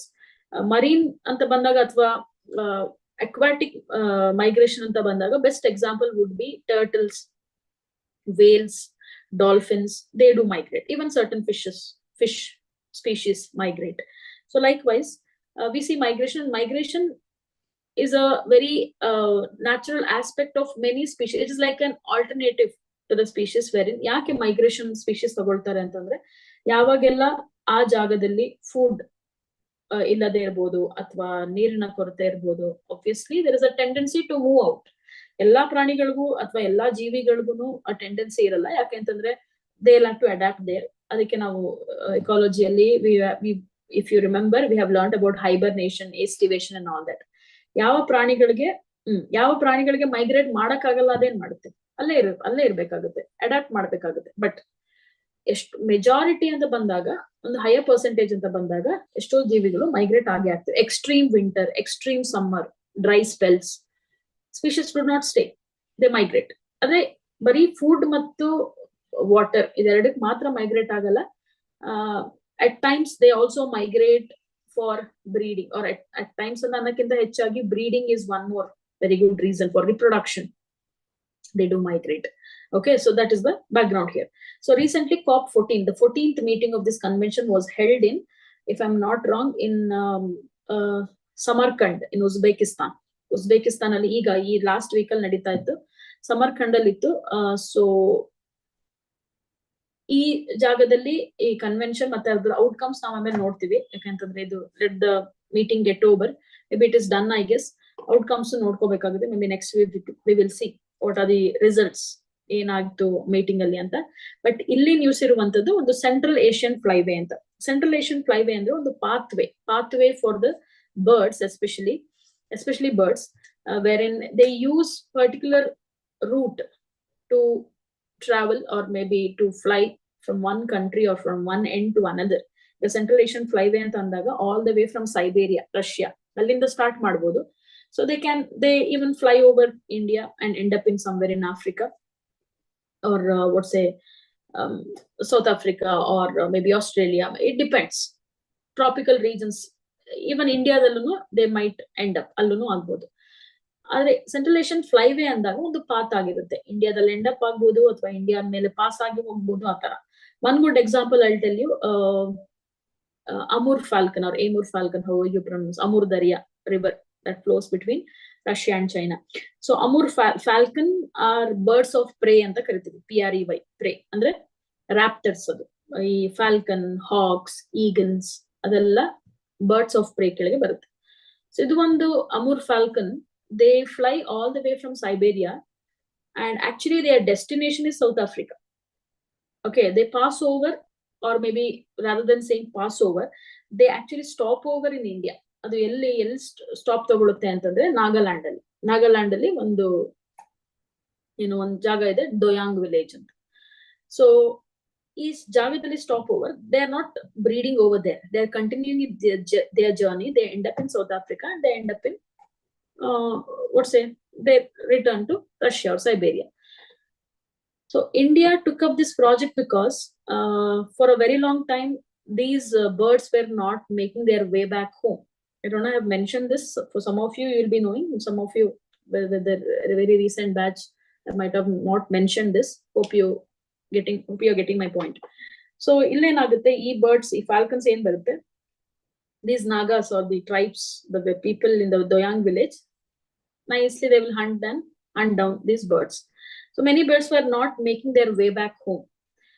After many initiatives convincing them and creating an awareness in this region, same people who were actually the hunters turned conservationists. This has happened recently. Okay, so they are conserving these birds, though they are not endemic to India. I mean, they are not found in India. These are just migratory birds, right? So ಈ convention concept ಅಥವಾ outcome ಅಥವಾ context ಏನಂತ ಅಂದ್ರೆ, ನಮ್ಮ ದೇಶದಲ್ಲಿರುವಂತ ಪ್ರಾಣಿ ಪಕ್ಷಿಗಳು ಅಥವಾ species ನ ಮಾತ್ರ ನಾವು ಪ್ರೊಟೆಕ್ಟ್ ಮಾಡುವಂತದ್ದಲ್ಲ, ಬೇರೆ ದೇಶದಿಂದ ಬರುವಂತ ಮೈಗ್ರೇಟರಿ ಸ್ಪೀಶೀಸ್ ಮ್ಯಾಟರ್ ಆಗುತ್ತೆ. We have to protect them. That is the idea of this convention basically. So ಈ ಕನ್ವೆನ್ಷನ್ 14th ಮೀಟಿಂಗ್ ಈಗ ಉಜ್ಬೇಕಿಸ್ತಾನ್ ಸಮರ್ಕಂಡ್ ಅಲ್ಲಿ ನಡೀತಾ ಇದೆ. ಅದರ ಮಧ್ಯದಲ್ಲಿ ಈ ಸೆಂಟ್ರಲ್ ಏಷಿಯನ್ ಫ್ಲೈವೇ ಅನ್ನೋ ಕಾನ್ಸೆಪ್ಟ್ ನ ಇಂಡಿಯಾ early 2000s ಅಲ್ಲೇ ಇನಿಶಿಯೇಟ್ ಮಾಡಿತ್ತು. ಆದ್ರೆ ಈ ಕಾಪ್ ಅಲ್ಲಿ ಅದನ್ನ ಅಡಾಪ್ಟ್ ಮಾಡ್ಕೊಂಡ್ರು ಅನ್ನೋದು ನ್ಯೂಸ್. ಯಾಕೆ ಇದು ಮ್ಯಾಟರ್ ಆಗುತ್ತೆ ಅಂತಂದ್ರೆ, ಇದು ಇನಿಶಿಯೇಟ್ ಮಾಡಿದ್ದೇ ಇಂಡಿಯಾ, ಸೆಂಟ್ರಲ್ ಏಷಿಯನ್ ಫ್ಲೈವೇ ಅನ್ನೋದು. ಓಕೆ, ಸೊ ಫ್ಲೈವೇಸ್ ಅಂತ ಬಂದಾಗ ಬರೀ ಏಷ್ಯಾದಲ್ಲಿ ಮಾತ್ರ ಅಲ್ಲ, ಡಿಫ್ರೆಂಟ್ ಕಾಂಟಿನೆಂಟ್ಸ್ ಅಲ್ಲಿ ಅಟ್ಲೀಸ್ಟ್ 9 ಫ್ಲೈವೇಸ್ ಆದ್ರೆ ಪಾತ್ ನ ರೆಕಾರ್ಡ್ ಟ್ರ್ಯಾಕ್ ಮಾಡಿ ಎಷ್ಟು ಫ್ಲೈವೇಸ್ ನ ಮಾಡಿದ್ದಾರೆ. ಓಕೆ, ಸೊ ಇದು ನಮ್ಗೆ ಯಾಕೆ ನ್ಯೂಸ್ ಅಂತಂದ್ರೆ, it is an India-led proposal, or India-led initiative ಅದಕ್ಕೋಸ್ಕರ, and it is supported by a NGO called as BirdLife International. ಅದ್ರ ಜೊತೆಗೆ ಇನ್ನೂ 30 governments of the countries have joined to this. ಅದಕ್ಕೋಸ್ಕರ ಎಷ್ಟೋ ಕಂಟ್ರೀಸ್ ಅಷ್ಟೇ ಅಲ್ಲ, ಅವ್ರಿಗೆ ಎಂಡಮಿಕ್ ಸ್ಪೀಶೀಸ್ ಅಲ್ಲದಿದ್ರು ಮೈಗ್ರೇಟರಿ ಬರ್ಡ್ಸ್ ಅಲ್ಲಿ ಎಂಡ್ ಅಪ್ ಆಗಿರೋದ್ರಿಂದ ಅವ್ರು ಅದನ್ನ ಸೇಫ್ ಗಾರ್ಡ್ ಮಾಡ್ತಾರೆ ಅಂತ. So not only in this Nagaland village, we have in down south, we have in Kerala, Karnataka, Tamil Nadu, Andhra Pradesh, ಇಲ್ಲಿರುವಂತ ಎಲ್ಲಾ ವೆಟ್ಲ್ಯಾಂಡ್ಸ್ ಅಲ್ಲಿ ಆಗಿರ್ಬೋದು, ಎಷ್ಟೋ ಬರ್ಡ್ ಲೈಫ್ ಸ್ಯಾಂಚುರಿ ಆಗಿರ್ಬೋದು, ಎಲ್ಲ ನಾವು ಏನ್ ನೋಡ್ತೀವಿ ಅಂತಂದ್ರೆ ಮೈಗ್ರೇಟರಿ ಬರ್ಡ್ಸ್.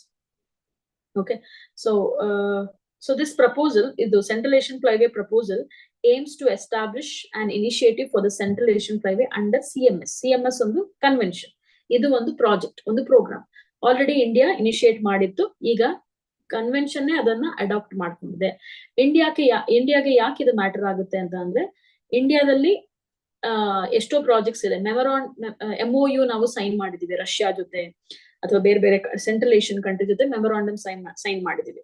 ಈಗ ಯಾವ್ದೆಲ್ಲ ಸ್ಪೀಶೀಸ್ ನ ನಾವು ಪ್ರೊಟೆಕ್ಟ್ ಮಾಡ್ತಿದೀವಿ ಅಂದ್ರೆ, ಇಂಡಿಯಾದಲ್ಲಿ ಯಾವ್ದು ಎಂಡಮಿಕ್ ಅಲ್ಲ, still migratory. We have turtles, olive ridley turtles, all the way from Pacific Ocean, they end up in Odisha's coast every year, right? So these are not endemic, yet they end up on Odisha's coast, right? So we even have a project for olive ridley turtles. Odisha has taken a separate project for it. And when we consider ಇನ್ನೊಂದು example ತಗೋಬೇಕು ಅಂತಂದ್ರೆ, dugong ಅಂತ ಏನಂತ ಕರಿತೀವಿ, sea cow. Where is its habitat? ಅದೆಲ್ಲಿದೆ dugong or sea cow? Where do we have them? Can you tell me which are the places, or which is the place we find Gulf of Mannar ಅಲ್ಲಿ. So Gulf of Mannar ಅಲ್ಲಿ ಇಲ್ಲಿ ತನಕನು ಅಥವಾ ಈ ಜಾಗದಲ್ಲಿ south ಅಲ್ವಾ. So recent ಆಗಿ ಅದು revive ಆಗ್ತಿದೆ population. Up until recently when we see like 5-10 years back dugong population ಕಮ್ಮಿ ಆಗ್ತಾ ಬಂತು ಅಂತಂದ್ರೆ they did not die, they just left the place and moved away. Because main habitat ಏನು ಡುಗಾಂಗ್ಗೆ, ಸೀ ಕೌಗೆ, sea grass bed. So sea grass bed was degrading in the Gulf of Mannar without any initiatives taken. So they simply left the place because they are migratory in nature. Okay, so now it is revived and they come back, we could see. So idu India's initiative. Idu birds ಗೆ ಯಾವುದು Central Asian flyway ಅಂತ ಹೇಳ್ಬೋದು. Then the initiative's goal is to restore and maintain the favorable conservation status of migratory species and promote ecological connectivity in the flyway. So ಇದರಲ್ಲಿ ನಮಗೆ news ಇದ್ರ ಬಗ್ಗೆ ಇದ್ರು, central Asian flyway ಬಗ್ಗೆ ಇದ್ರು, please look into the COP itself. ಈ ಕಾಪ್ದು outcome ಏನು, ಇಂಡಿಯಾದು ಯಾವ್ದೆಲ್ಲ ಸ್ಪೀಶೀಸ್ ನ ಆಡ್ ಮಾಡಿದ್ದಾರೆ, ಹೇಗೆ ಆಡ್ ಮಾಡ್ತಾರೆ, that is the next question. CMS convention on the conservation of the migratory species ಅಲ್ಲಿ ಎರಡು ಕ್ಲಾಸಿಫಿಕೇಶನ್ ಇದೆ, ಎರಡು ಕ್ಯಾಟಗರೀಸ್ ಇದೆ. That is appendix 1 and appendix 2. 2 appendices we have, appendix 1 and appendix 2. Appendix 1 ನಲ್ಲಿ ಯಾವ್ದೆಲ್ಲ ಎಕ್ಸ್ಟ್ರೀಮ್ಲಿ ಥ್ರೆಟನ್ಡ್, ಹೈಲಿ ಥ್ರೆಟನ್ಡ್ ಅದನ್ನ ಸೇರಿಸ್ತಾರೆ.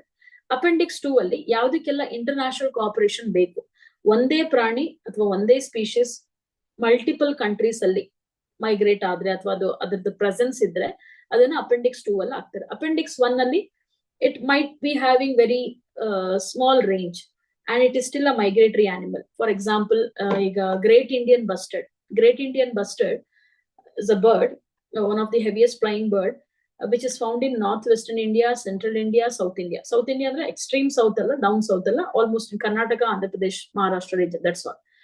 So recently there was a question from one of the students, like great Indian bustard migrate agutta. Migration north pole in the south pole agbeku antane ಏನು ಇಲ್ಲ. India to Pakistan ಆದ್ರೂ migration. Okay, rhinos, India rhinos Nepal ಹೋದ್ರೂ ಅದು migration. Nepal rhino, Bhutan rhinos India ಬಂದ್ರು migration. That is migration because it is a very long distance, right? So snow leopards of Mongolia are found in China, or China dalli iddanta snow leopard population it might end up in India likewise. So ಅದಕ್ಕೆ ನಾವು migration ಅಂತ ಕರಿತೀವಿ, ಅದನ್ನು migration ಅಲ್ಲೇ ಬರುತ್ತೆ. ಸಾರಿ. So ಈ ರೀತಿಯಾದಂತ ಎರಡು ಅಪೆಂಡೈಸಸ್ ಇದೆ, ಅಪೆಂಡಿಕ್ಸ್ 1 ಅಂಡ್ ಅಪೆಂಡಿಕ್ಸ್ 2 ಅಂತ. ಪ್ರತಿ ಸಲ ಮೀಟಿಂಗ್ ಅಲ್ಲಿ, ಈಗ 14th ಮೀಟಿಂಗ್ ಆಯ್ತು, 13th ಮೀಟಿಂಗ್ ಎಲ್ಲಿದ್ದು ಅಂದ್ರೆ ಇಂಡಿಯಾದಲ್ಲೇ, 2019 ಐ ಗೆಸ್ ಇಂಡಿಯಾದಲ್ಲಿ ಕಂಡಕ್ಟ್ ಮಾಡಿದ್ರು ಇದನ್ನ, Gandhinagar in Gujarat. Okay, Gandhinagar in Gujarat. I am just talking about the convention as of now, hope you can follow, because ಯಾವ್ದೆಲ್ಲ ಈ ವರ್ಷದಲ್ಲಿ ಕಾಪ್ ಮಾಡಿರ್ತಾರೆ, ಮೀಟಿಂಗ್ ಮಾಡಿರ್ತಾರೆ. GB, good. ಸೊ ಜಿಬಿ ಅಂದ್ರೆ ಇಲ್ಲಿ V are talking about great Indian bustard ನೇ ಒಂದು ಐಕಾನಿಕ್ ಸ್ಪೀಶೀಸ್, ಅದನ್ನ ಒಂದು ಅಫಿಷಿಯಲ್ ಮ್ಯಾಸ್ಕಾಟ್ ಅಂತ ಮಾಡ್ತಾರೆ. They did it like official mascot. So ನಮ್ಗೆ ಈ ಕನ್ವೆನ್ಷನ್ ಮ್ಯಾಟರ್ ಆಗುತ್ತೆ because previously India hosted it and this year India's project or the initiative has been adopted. So there are chances, you have to look into. ಏನ್ ನಾವ್ ಇದ್ರಲ್ಲಿ ನೋಡ್ಬೇಕು ಅಂದ್ರೆ ಯಾವ್ದೆಲ್ಲ species India initiate ಮಾಡಿತ್ತು ಅದನ್ನ convention add ಮಾಡಿದೆ, appendix 1 ಮತ್ತು 2 ಅಲ್ಲಿ ಆಡ್ ಮಾಡಿದೆ ಅಂತ ನೋಡ್ಬೇಕಾಗುತ್ತೆ. ಓಕೆ, ಸೊ ಕೀ ಪಾಯಿಂಟ್ಸ್ ಇದರಲ್ಲಿ ಏನೇನು ಅಂದ್ರೆ, ಇದು central Asian flyway, you can see the path here, how they fly from north to south, or how they return, ಇದು ಎಂಟೈರ್ ರೀಜನ್. ಅದೇ ರೀತಿಯಾಗಿ ಬೇರೆ ಬೇರೆ ಜಾಗದಲ್ಲಿ, ನಾರ್ತ್ ಅಮೆರಿಕಾದಲ್ಲಿ, ಸೌತ್ ಅಮೆರಿಕಾದಲ್ಲಿ, ಆಫ್ರಿಕಾದಲ್ಲಿ, ಒಂದೊಂದ್ಸರಿ ಆಫ್ರಿಕಾ ಎರಡು ಫ್ಲೈವೇನು ಓವರ್ಲ್ಯಾಪ್ ಆಗ್ಬೋದು, they can be ಓವರ್ಲ್ಯಾಪ್ಡ್ also. But ಇದು ಜಾಗ ನಾವು ಇಂಡಿಯಾದ ಪ್ರಾಜೆಕ್ಟ್ ಸೆಂಟ್ರಲ್ ಏಷಿಯನ್ ಫ್ಲೈವೇ ಆಗಿರೋದ್ರಿಂದ ಅದ್ರ ಮೇಲೆ ಫೋಕಸ್ ಮಾಡಿದ್ರೆ ಸಾಕು. Okay, but anyway, over 240 species of migratory birds in the Central Asian flyway are experiencing population decline. ಅದಕ್ಕೋಸ್ಕರ ಇದು ಕನ್ವೆನ್ಷನ್ ಮ್ಯಾಟರ್ ಆಗುತ್ತೆ. 48 species are listed as globally threatened or near threatened. ಮತ್ತು ಒಂದೊಂದು ಏನು ಸ್ಪೀಶೀಸ್ ನ ಮೆನ್ಷನ್ ಮಾಡಿದ್ದಾರೆ ಈ ಆರ್ಟಿಕಲ್ ಅಲ್ಲಿ. This article is taken from down to earth magazine. Okay, culturally significant species include the white stork in Uzbekistan, black-necked crane in Bhutan, and steppe eagle in Kazakhstan. So ಯಾವ ರೀತಿ ನಮಗೆ great Indian bustard ನಾವು represent ಮಾಡಿದ್ವು, culturally significant ಅಥವಾ ecologically significant, ಆ ರೀತಿ ಪ್ರತಿಯೊಂದು ಜಾಗದಲ್ಲೂ ಅವ್ರದೇ ಆದ ಸ್ಪೀಶೀಸ್ ಇರುತ್ತೆ. ಸೊ ಇದು take away as of now.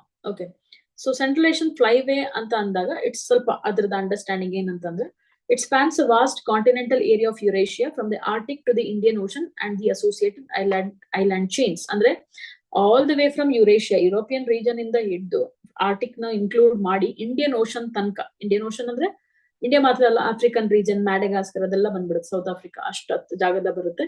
So ಇಷ್ಟು ಜಾಗನ ಸೆಂಟ್ರಲ್ ಏಷಿಯನ್ ಫ್ಲೈವೇ ಅಂತ ಮಾರ್ಕ್ ಮಾಡಿದೀವಿ. Flyway represents a geographical region where migratory species complete their annual cycle, including breeding, molting, staging and non-breeding. So ಎಲ್ಲಾ ರೀತಿಯಾದ activities ಅಂದ್ರೆ ಅಲ್ಲಿಂದ end up ಆಗಿ ಒಂದೇ ಜಾಗದಲ್ಲಿ ಇರಲ್ಲ, ಮಧ್ಯದಲ್ಲಿ ಸ್ಟಾಪ್ ಓವರ್ಸ್ ಇರುತ್ತೆ. ಅದಕ್ಕೋಸ್ಕರ ನಾವು ಫ್ಲೈ ವೇ ಅಂತ ಕರಿತೀವಿ, because the path it travels. There are 9 flyways. This you can keep in mind.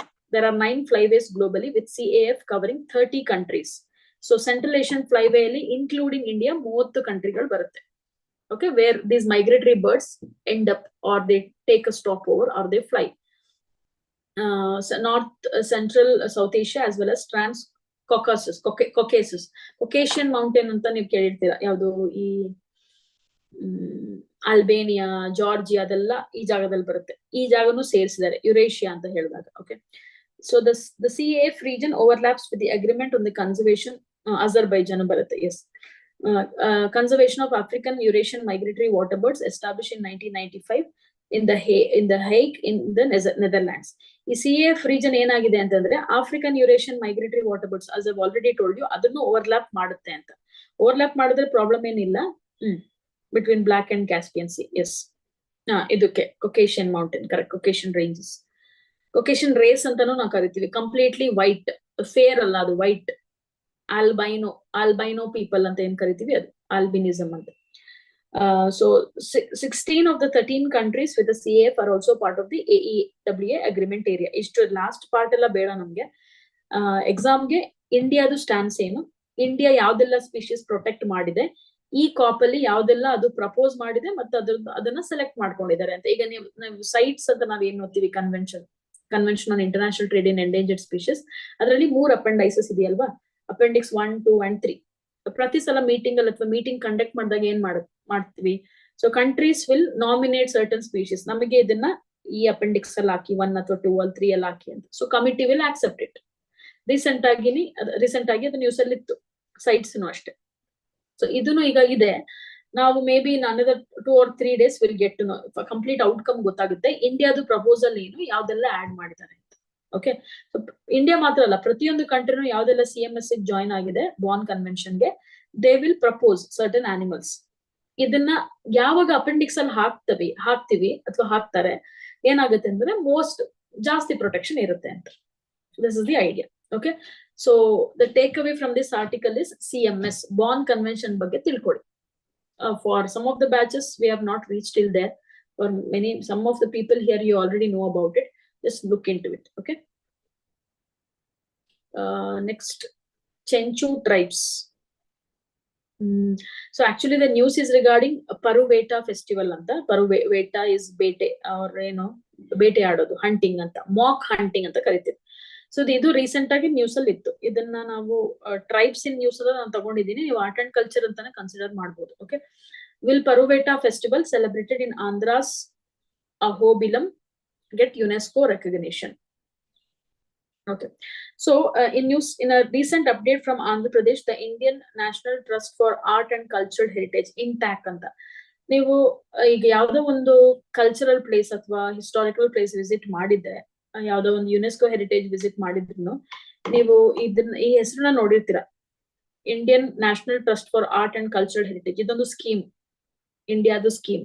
ಯಾವ ರೀತಿಯಾದಂತ ಸ್ಕೀಮ್ ಅಂತಂದ್ರೆ, ಯುನೆಸ್ಕೋ ರೆಕಗ್ನಿಷನ್ ಸಿಗಕ್ಕೆ ಬೇಕಾಗಿರುವಂತ ಎಲ್ಲಾ ರಿಕ್ವೈರ್ಮೆಂಟ್ಸ್ ಏನೆಲ್ಲ ಬೇಕು ಒಂದು ಜಾಗಕ್ಕೆ, ಅದನ್ನ ಪ್ರಿಸರ್ವ್ ಮಾಡುವಂಥದ್ದು. Intact, very old scheme, but still remember, maybe or next time when you visit certain places, ಅದ್ರ ಕಲ್ಚರಲ್ ಇಂಪಾರ್ಟೆನ್ಸ್ ಇದ್ರೆ ಈ ಹೆಸರು ಕಾಣುತ್ತಾ ಅಂತ ನೋಡಿ. ಇಂಟ್ಯಾಕ್, ಒಂದೊಂದ್ ಕಡೆ ಯುನೆಸ್ಕೋ ಇದ್ದೇ ಇರುತ್ತೆ, ಬಟ್ ಇಂಟ್ಯಾಕ್ ಇರುತ್ತೆ ಒಂದು ಕಲ್ಚರಲ್ ಹೆರಿಟೇಜ್ ಇರುವಂತ ಜಾಗದಲ್ಲಿ.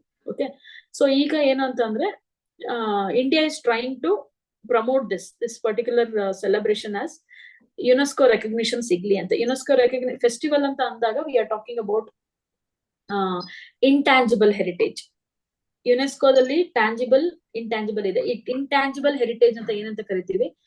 ಇದು ಯಾಕೆ ಇಂಪಾರ್ಟೆಂಟ್ ಆಗುತ್ತೆ ಅಂದ್ರೆ ನಾವು ಯೋಗ, Kumbh Mela, then what all we have Vedic chanting, ಮತ್ತೆ ಎಷ್ಟೋ ಮಾರ್ಷಲ್ ಆರ್ಟ್ ಫಾರ್ಮ್ಸ್, ಹ್ಯಾಂಡಿಕ್ರಾಫ್ಟ್ಸ್, ಇದೆಲ್ಲ ನಮ್ಗೆ ಇಂಟ್ಯಾಂಜಿಬಲ್ ಹೆರಿಟೇಜ್ ಲಿಸ್ಟ್ ಅಲ್ಲಿ ಇದೆ ಆಲ್ರೆಡಿ, ಆಯ್ತಾ. ಸೊ ಇನ್ನು ಇದನ್ನ ಆಡ್ ಮಾಡಿಲ್ಲ, but anyway it is in the news. Let us know about it because we are trying to promote it. That is one thing. And one more thing is, which are the tribes who are related to it? Chenchu tribes ಬಗ್ಗೆ ಕೇಳಿದ್ದಾರೆ. Very long back it's been asked. That's why I thought it might be important. ಈ festival ಬಿಟ್ಟು tribes ಬಗ್ಗೆ ಕೇಳಿದ್ರು ಕೇಳಬಹುದು. So ಅದಕ್ಕೆ we'll look into it.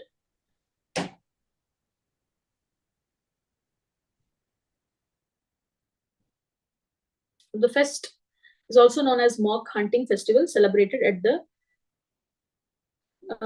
just give me a minute.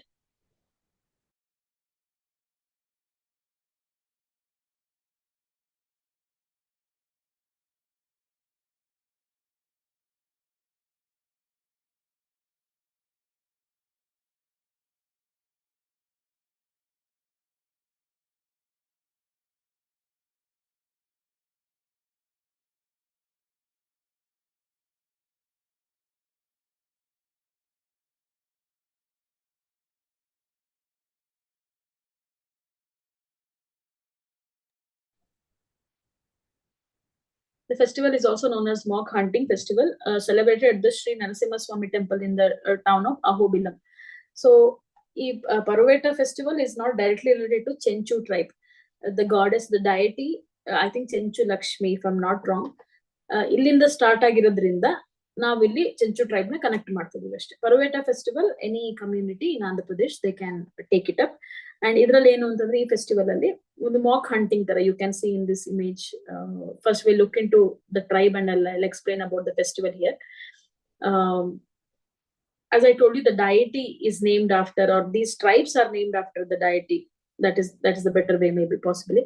So ಈ Chenchu tribe ಈ ಜಾಗದಲ್ಲಿ ಈ ಫೆಸ್ಟಿವಲ್ ನ ಸೆಲೆಬ್ರೇಟ್ ಮಾಡ್ತಾರೆ. ಈಗ ಇವ್ರು ಮಾತ್ರ ಅಲ್ಲ, ಅಲ್ಲಿರುವಂತ ಎಲ್ಲಾ ಕಮ್ಯುನಿಟಿನಿ ಈ ಪರುವೇಟ ರೈಟ್, ಪರುವೇಟ ಫೆಸ್ಟಿವಲ್ ನ ಸೆಲೆಬ್ರೇಟ್ ಮಾಡ್ತಾರೆ. As I was telling you, ಈ ಇಂಟ್ಯಾಂಜಿಬಲ್ ಹೆರಿಟೇಜ್ ಸೈಟ್ ಲಿಸ್ಟ್ ಬೇಕಾಗುತ್ತೆ. I don't think so by the time you give your exams this will be there. Maybe next year there are chances this can be added. So from your static revision, what you can do is look into UNESCO intangible heritage list.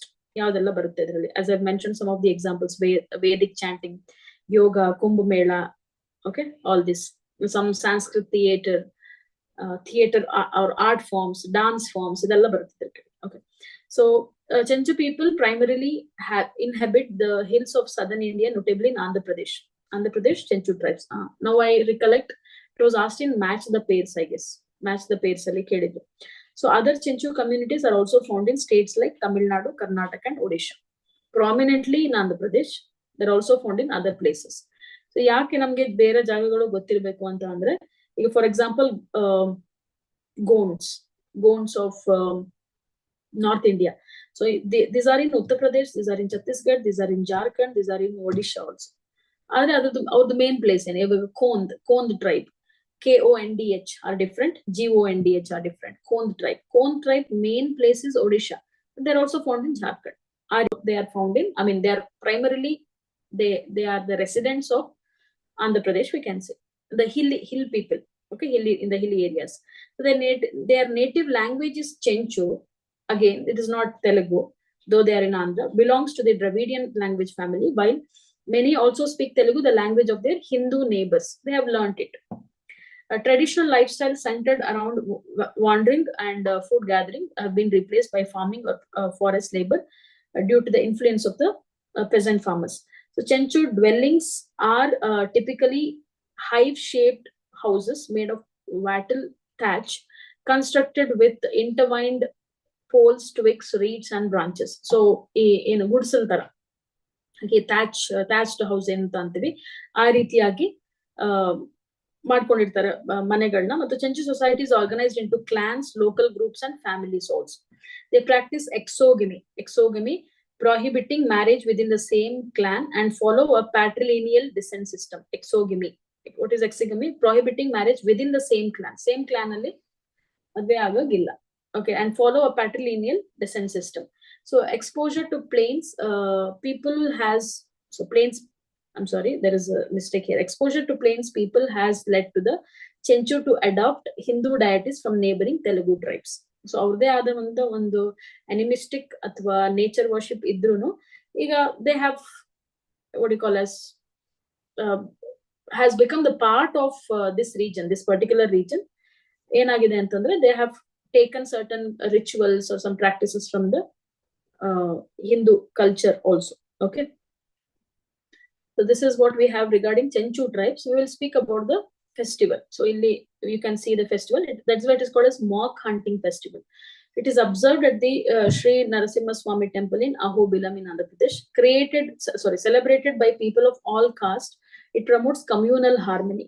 Okay, don't get confused that this festival is exclusively related to what you call as Chenchu tribes, but we will see why it is celebrated. Devotees from diverse religious backgrounds, including Muslims, participate and offer prayers to the deity here. So it showcases communal harmony. According to folklore, Lord Vishnu incarnated as Narasimha in Ahobilam and married Mahalakshmi, who was reborn as a tribal girl named Chenchu Lakshmi. That is the folklore, or that is what the legend goes. So that's the reason we are connecting to the tribes. The Kurnool District Gazetteers published in 1881 document the reverence of the Chenchu tribes for Ahobila Narasimha, considering him their brother-in-law and inviting him home for Makara Sankranti. So ಅದು ಒಂದು ritual ಇದೆ. ಅದಕ್ಕೋಸ್ಕರ ಅದು ಏನೇ connect ಆಗಿದ್ರು entire region will celebrate this festival. So ಈ ಒಂದು cultural harmony ಇರೋದ್ರಿಂದ ಇದನ್ನ ನಾವು ಇಂಟ್ಯಾಂಜಿಬಲ್ ಹೆರಿಟೇಜ್ ಲಿಸ್ಟ್ ಅಲ್ಲಿ ಹಾಕಕ್ಕೆ we are trying to promote it. Okay, the organization associated with this is INTAC, Indian National Trust for Art and Cultural Heritage. It is a trust. Basically, it works for the preservation of certain traditions, certain culture, even certain places also. This is what we have regarding tribes in news. So we'll take a break, 5 minutes break, then I'll continue, okay, with the remaining topics. We'll just take 5 to 10 minutes break, then we'll continue.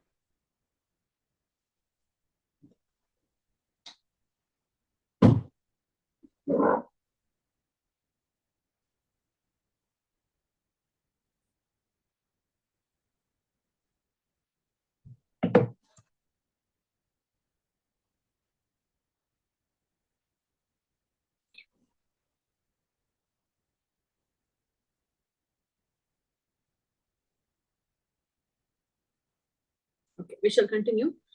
So next topic is, which was again there on down to earth.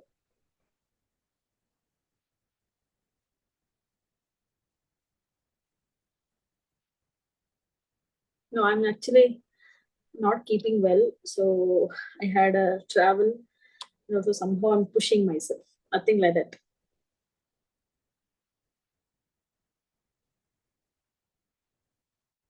Okay, Manjunath. Just not keeping well. That's all. Okay, we'll just, I'll take another 2-3 topics, then we'll wind up for today. And I'll have to, what is that? I'm feeling a bit of tiredness also. That's the reason. Okay.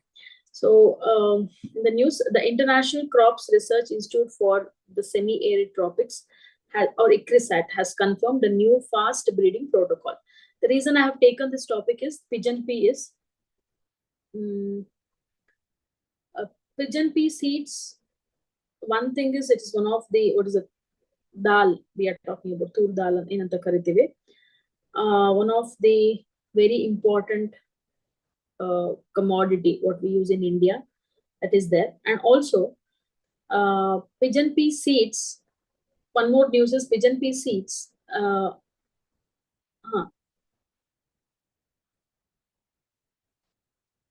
Yeah. Yes, correct. So pigeon pea seeds are being contributed to this what we call as global seed vault in Norway. Global seed vault. All the seeds are preserved, cryo preserved over there. Hope you know about it. Global Sea Vault anta Norway allide, Indian Seed Locker anta India dallide, Changla dalli. So India ಆ Global Seed Vault ಗೆ pigeon pea seeds na contribute ಮಾಡಿದೆ, ಆ ದೊಡ್ಡ Global Seed Vault ಗೆ. So ಅದರದ್ದು connection ತಗೊಂಡು this particular what do you call as the seed itself can be a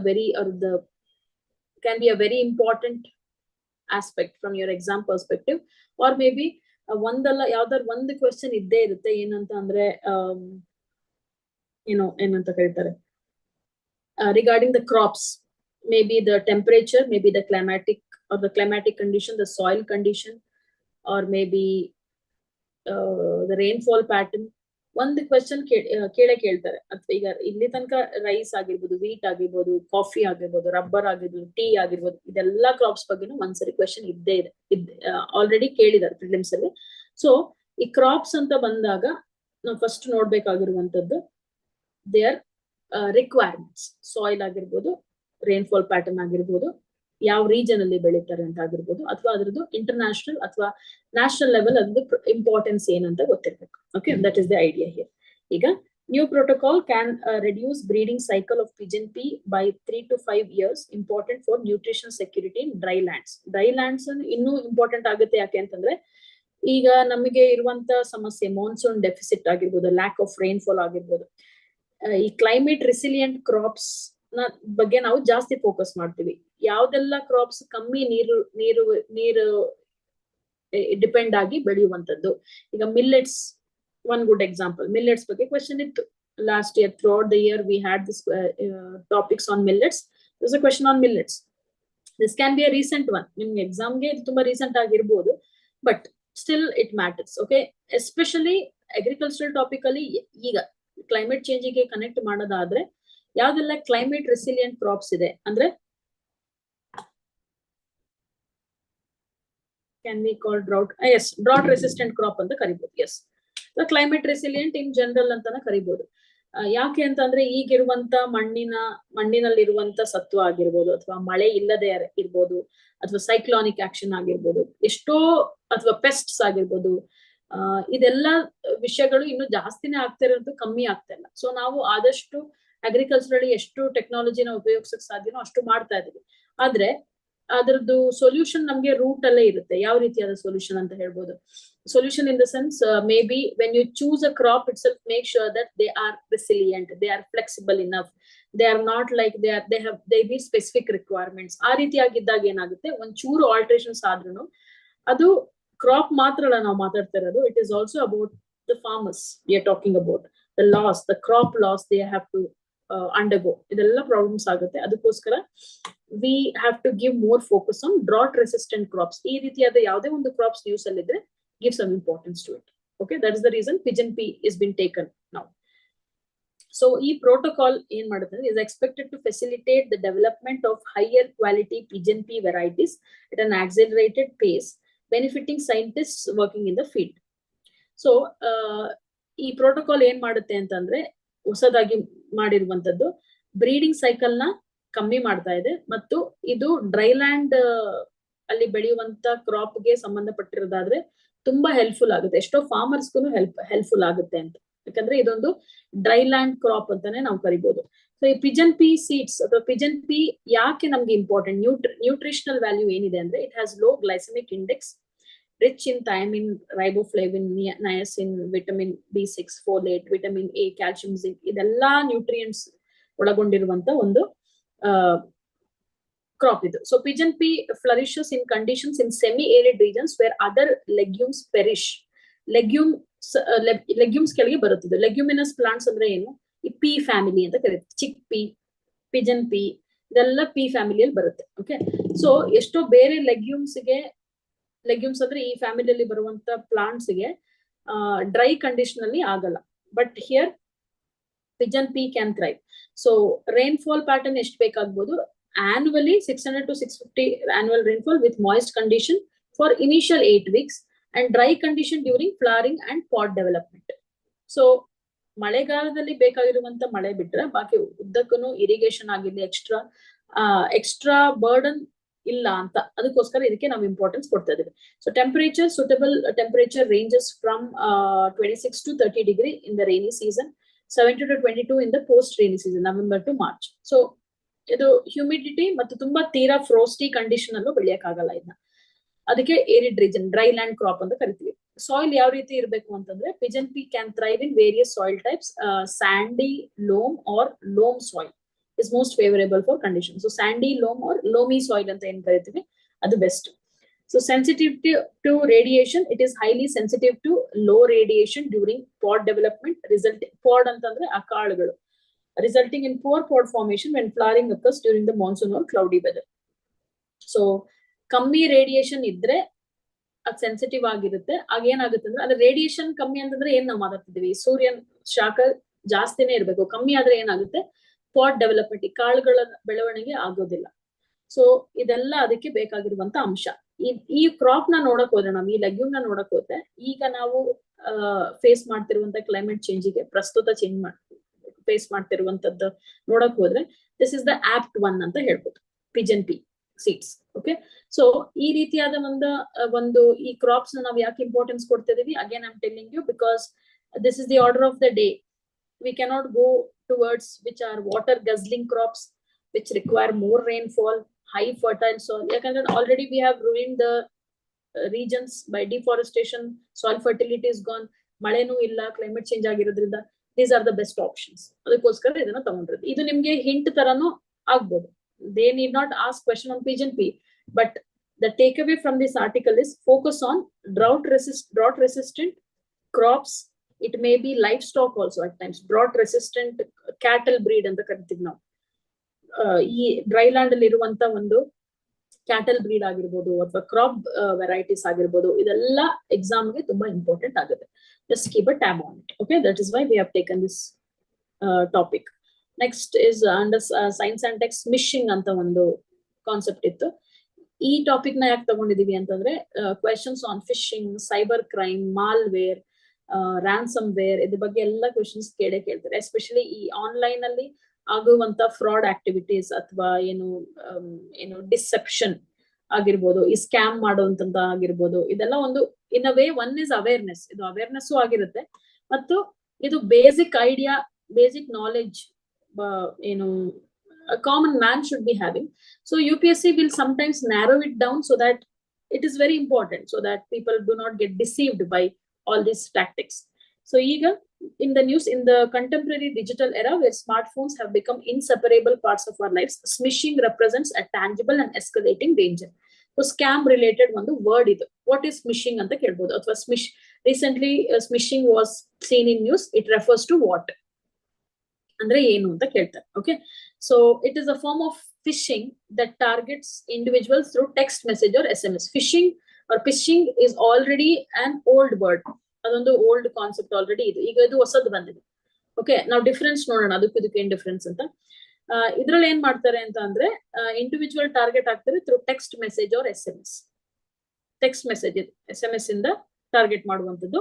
it is just like phishing emails, phishing messages aim to trick you into divulging personal information or downloading malware on your device.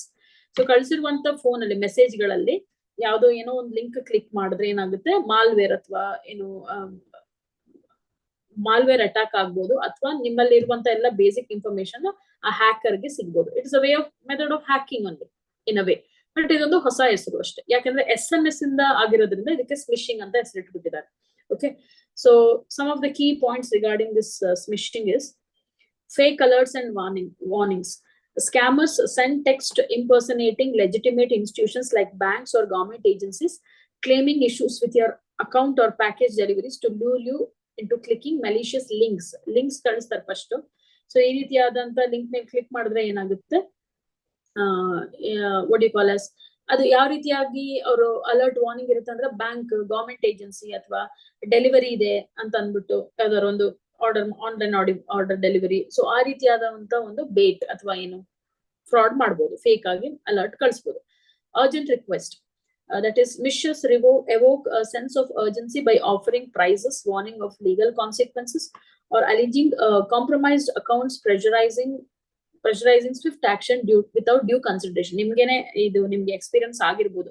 ಅಕಸ್ಮಾತ್ ನೀವು ಇದನ್ನ update ಮಾಡಿಲ್ಲ ಅಂದ್ರೆ, ನಿಮ್ದು ಏನಾದ್ರು information ಕೊಟ್ಟಿಲ್ಲ ಅಂದ್ರೆ ಇದು ಕ್ಯಾನ್ಸಲ್ ಆಗುತ್ತೆ, ನಿಮ್ದು ಏನು ಅಕೌಂಟ್ ಕ್ಯಾನ್ಸಲ್ ಆಗುತ್ತೆ, ಅಥವಾ KYC ನೀವು ಫಾರ್ಮ್ ಫಿಲ್ ಮಾಡ್ಬೇಕಾಗುತ್ತೆ, ಇಲ್ಲ ಅಂದ್ರೆ ಕಾರ್ಡ್ ಕ್ಯಾನ್ಸಲ್ ಆಗುತ್ತೆ. ಆ ರೀತಿಯಾದ ಒಂದು ರಿಕ್ವೆಸ್ಟ್, ಅರ್ಜೆಂಟ್ ರಿಕ್ವೆಸ್ಟ್ ಅಂದ್ರೆ ಪ್ರೆಷರೈಸ್ಡ್ ರಿಕ್ವೆಸ್ಟ್, ಖಾಲಿ ಆಗ್ಬಿಡುತ್ತೆ ಹೋಗ್ಬಿಡುತ್ತೆ ಅನ್ನೋದು ಅದು. Exploiting current events, scammers capitalise on timely events like tax season. ಯಾವಾಗ ಕರೆಕ್ಟ್ ಆಗಿ ಅವರು ಇದು ಸ್ಮಿಶಿಂಗ್ ನಡೆಯುತ್ತೆ ಅಂತಂದ್ರೆ ಈ ಟ್ಯಾಕ್ಸ್ ಫಿಲ್ ಮಾಡುವಂತ ಸಮಯದಲ್ಲಿ, ಇನ್ಕಮ್ ಟ್ಯಾಕ್ಸ್ ಆಗಿರ್ಬೋದು, ಅಥವಾ end of the financial year ಆಗಿರ್ಬೋದು, ಅಥವಾ ಏನೋ ಒಂದು ಆಲ್ರೆಡಿ ಕರೆಂಟ್ ಈವೆಂಟ್ ನಡೀತಾ ಇದೆ ಎಲ್ಲ ಕಡೆ, ಆ ಟೈಮ್ ನ ಉಪಯೋಗಿಸ್ಕೊಂಡು ಈ ರೀತಿಯಾದ ಒಂದು ಸ್ಕ್ಯಾಮ್ ಮಾಡಬಹುದು.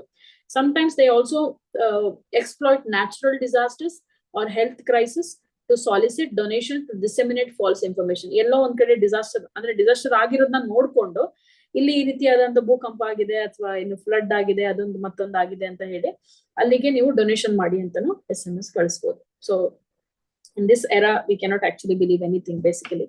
That is the condition we are in. But ಇದು ಒಂದು ಕಾನ್ಸೆಪ್ಟ್, ಇದು ಒಂದು ವರ್ಡ್ ಆಗಿ ಜ್ಞಾಪಕ ಇಟ್ಕೊಳ್ಳಿ ಅಷ್ಟೇ. For your basic awareness, you should be having an awareness of all this word. ಈಗ ಪ್ರಚಲಿತ ಘಟನೆಗಳು ಅಂತ ಏನ್ ಕೇಳಿದ್ರಿ ಅದೆಲ್ಲ ನಮ್ಗೆ ಗೊತ್ತಿರ್ಬೇಕು, ವರ್ಡ್ಸ್ ಗೊತ್ತಿರ್ಬೇಕು ನಮ್ಗೆ ಅಲ್ವಾ. So that is what. So idu phishing ಗೆ ಏನ್ ಡಿಫರೆನ್ಸ್ ಅಂತಂದ್ರೆ, it refers to an attempt to steal sensitive information, typically in the form of usernames, passwords, credit card numbers, bank account information or other important data in order to utilize or sell the stolen information. Phishing ಅಲ್ಲಿ ಏನಾಗುತ್ತೆ ಅಂತಂದ್ರೆ sensitive information ನ collect ಮಾಡುವಂತದ್ದು. Okay, ಅದು ಎಷ್ಟು sensitive ಆಗಿರ್ಬೋದು ಅಂದ್ರೆ passwords ಆಗಿರ್ಬೋದು, ಬ್ಯಾಂಕ್ ಇನ್ಫಾರ್ಮೇಶನ್ ಆಗಿರ್ಬೋದು, ಆ ರೀತಿಯಂತದ್ದು. ಈ ರೀತಿಯಾದ ಎಷ್ಟೇ ಅವೇರ್ನೆಸ್ ಬ್ಯಾಂಕ್ ಅವರೇ ಕೊಟ್ರು, ಎಷ್ಟೇ ಎಲ್ಲೇ ಕಡೆ ಇದ್ರು, there are people still who have been deceived or cheated. So anyway, you should be common awareness ಇರಬೇಕು. ಎಕ್ಸಾಮ್ಗಿನು ಈ ವರ್ಡ್ ನ ಜ್ಞಾಪಕ ಇಟ್ಕೊಳ್ಳಿ. Okay, then green hydrogen mission was recently in news. Green hydrogen mission ಬಗ್ಗೆ ಕೇಳಿದ್ದಾರೆ, ಆಲ್ರೆಡಿ ನ್ಯೂಸ್ ಕ್ವೆಶನ್ ಕೇಳಿದ್ದಾರೆ green hydrogen ಬಗ್ಗೆ. ಈಗ ಮಿಷನ್ ಬಗ್ಗೆ ನಾವ್ ಏನ್ ಓದ್ತಾ ಇರ್ತೀವಿ ಅಂತಂದ್ರೆ ರೀಸೆಂಟ್ ಆಗಿ ಏನ್ ಅಪ್ಡೇಟ್ ಇದೆ ಅಂತ. Okay, why green hydrogen matters, again tackle climate change ಅಂತ ಹೇಳ್ಬೋದು. ಸೊ ಅದಕ್ಕೋಸ್ಕರ so the ministry of new and renewable energy has recently released guidelines title scheme guidelines for pilot projects for green hydrogen usage in the steel sector. Steel sector ಅಲ್ಲಿ green steel ಅಂತಾನು ಒಂದು word ಇದೆ. Okay, as a part of the National Green Hydrogen Mission. It aims to replace fossil fuels and fossil fuel based feedstock with green hydrogen and its derivatives. Andre green hydrogen ad hesru yak kodtare antandre it is a cleaner fuel when compared to coal. Using coal athwa carbon emission enagutte adanna tackle ಮಾಡಕ್ಕೆ ಇದನ್ನ ಒಂದು alternative ಆಗಿ use ಮಾಡ್ತಾರೆ. Mechanism ಯಾವ ರೀತಿ work ಆಗುತ್ತೆ ಅಂತೆಲ್ಲ ಕೇಳಲ್ಲ. ರೀಸೆಂಟ್ ಅಪ್ಡೇಟ್ಸ್ ಏನಿರುತ್ತೆ ಅಂತ ಕೇಳ್ಬೋದು. ಓಕೆ, ಈ ವರ್ಡ್ಸ್ ಎಲ್ಲ ನೋಡ್ಕೊಳ್ಳಿ. Green hydrogen, green field projects, green steel, ಇದೆಲ್ಲ ಏನು ಅಂತ ಅಂದ್ರೆ sustainable development. For sustainable development is one thing, and also to tackle climate change. So e prastuta scheme green hydrogen mission will be implemented till financial year 2029-30. So another few years it goes on. So in ministry yavadu andre Ministry of New and Renewable Energy, keep that also in mind. So the key points ಏನಂತಂದ್ರೆ basic ಆಗಿ ಯಾಕೆ hydrogen ಗೆ ನಾವು switch ಮಾಡ್ತೀವಿ ಅಂತ.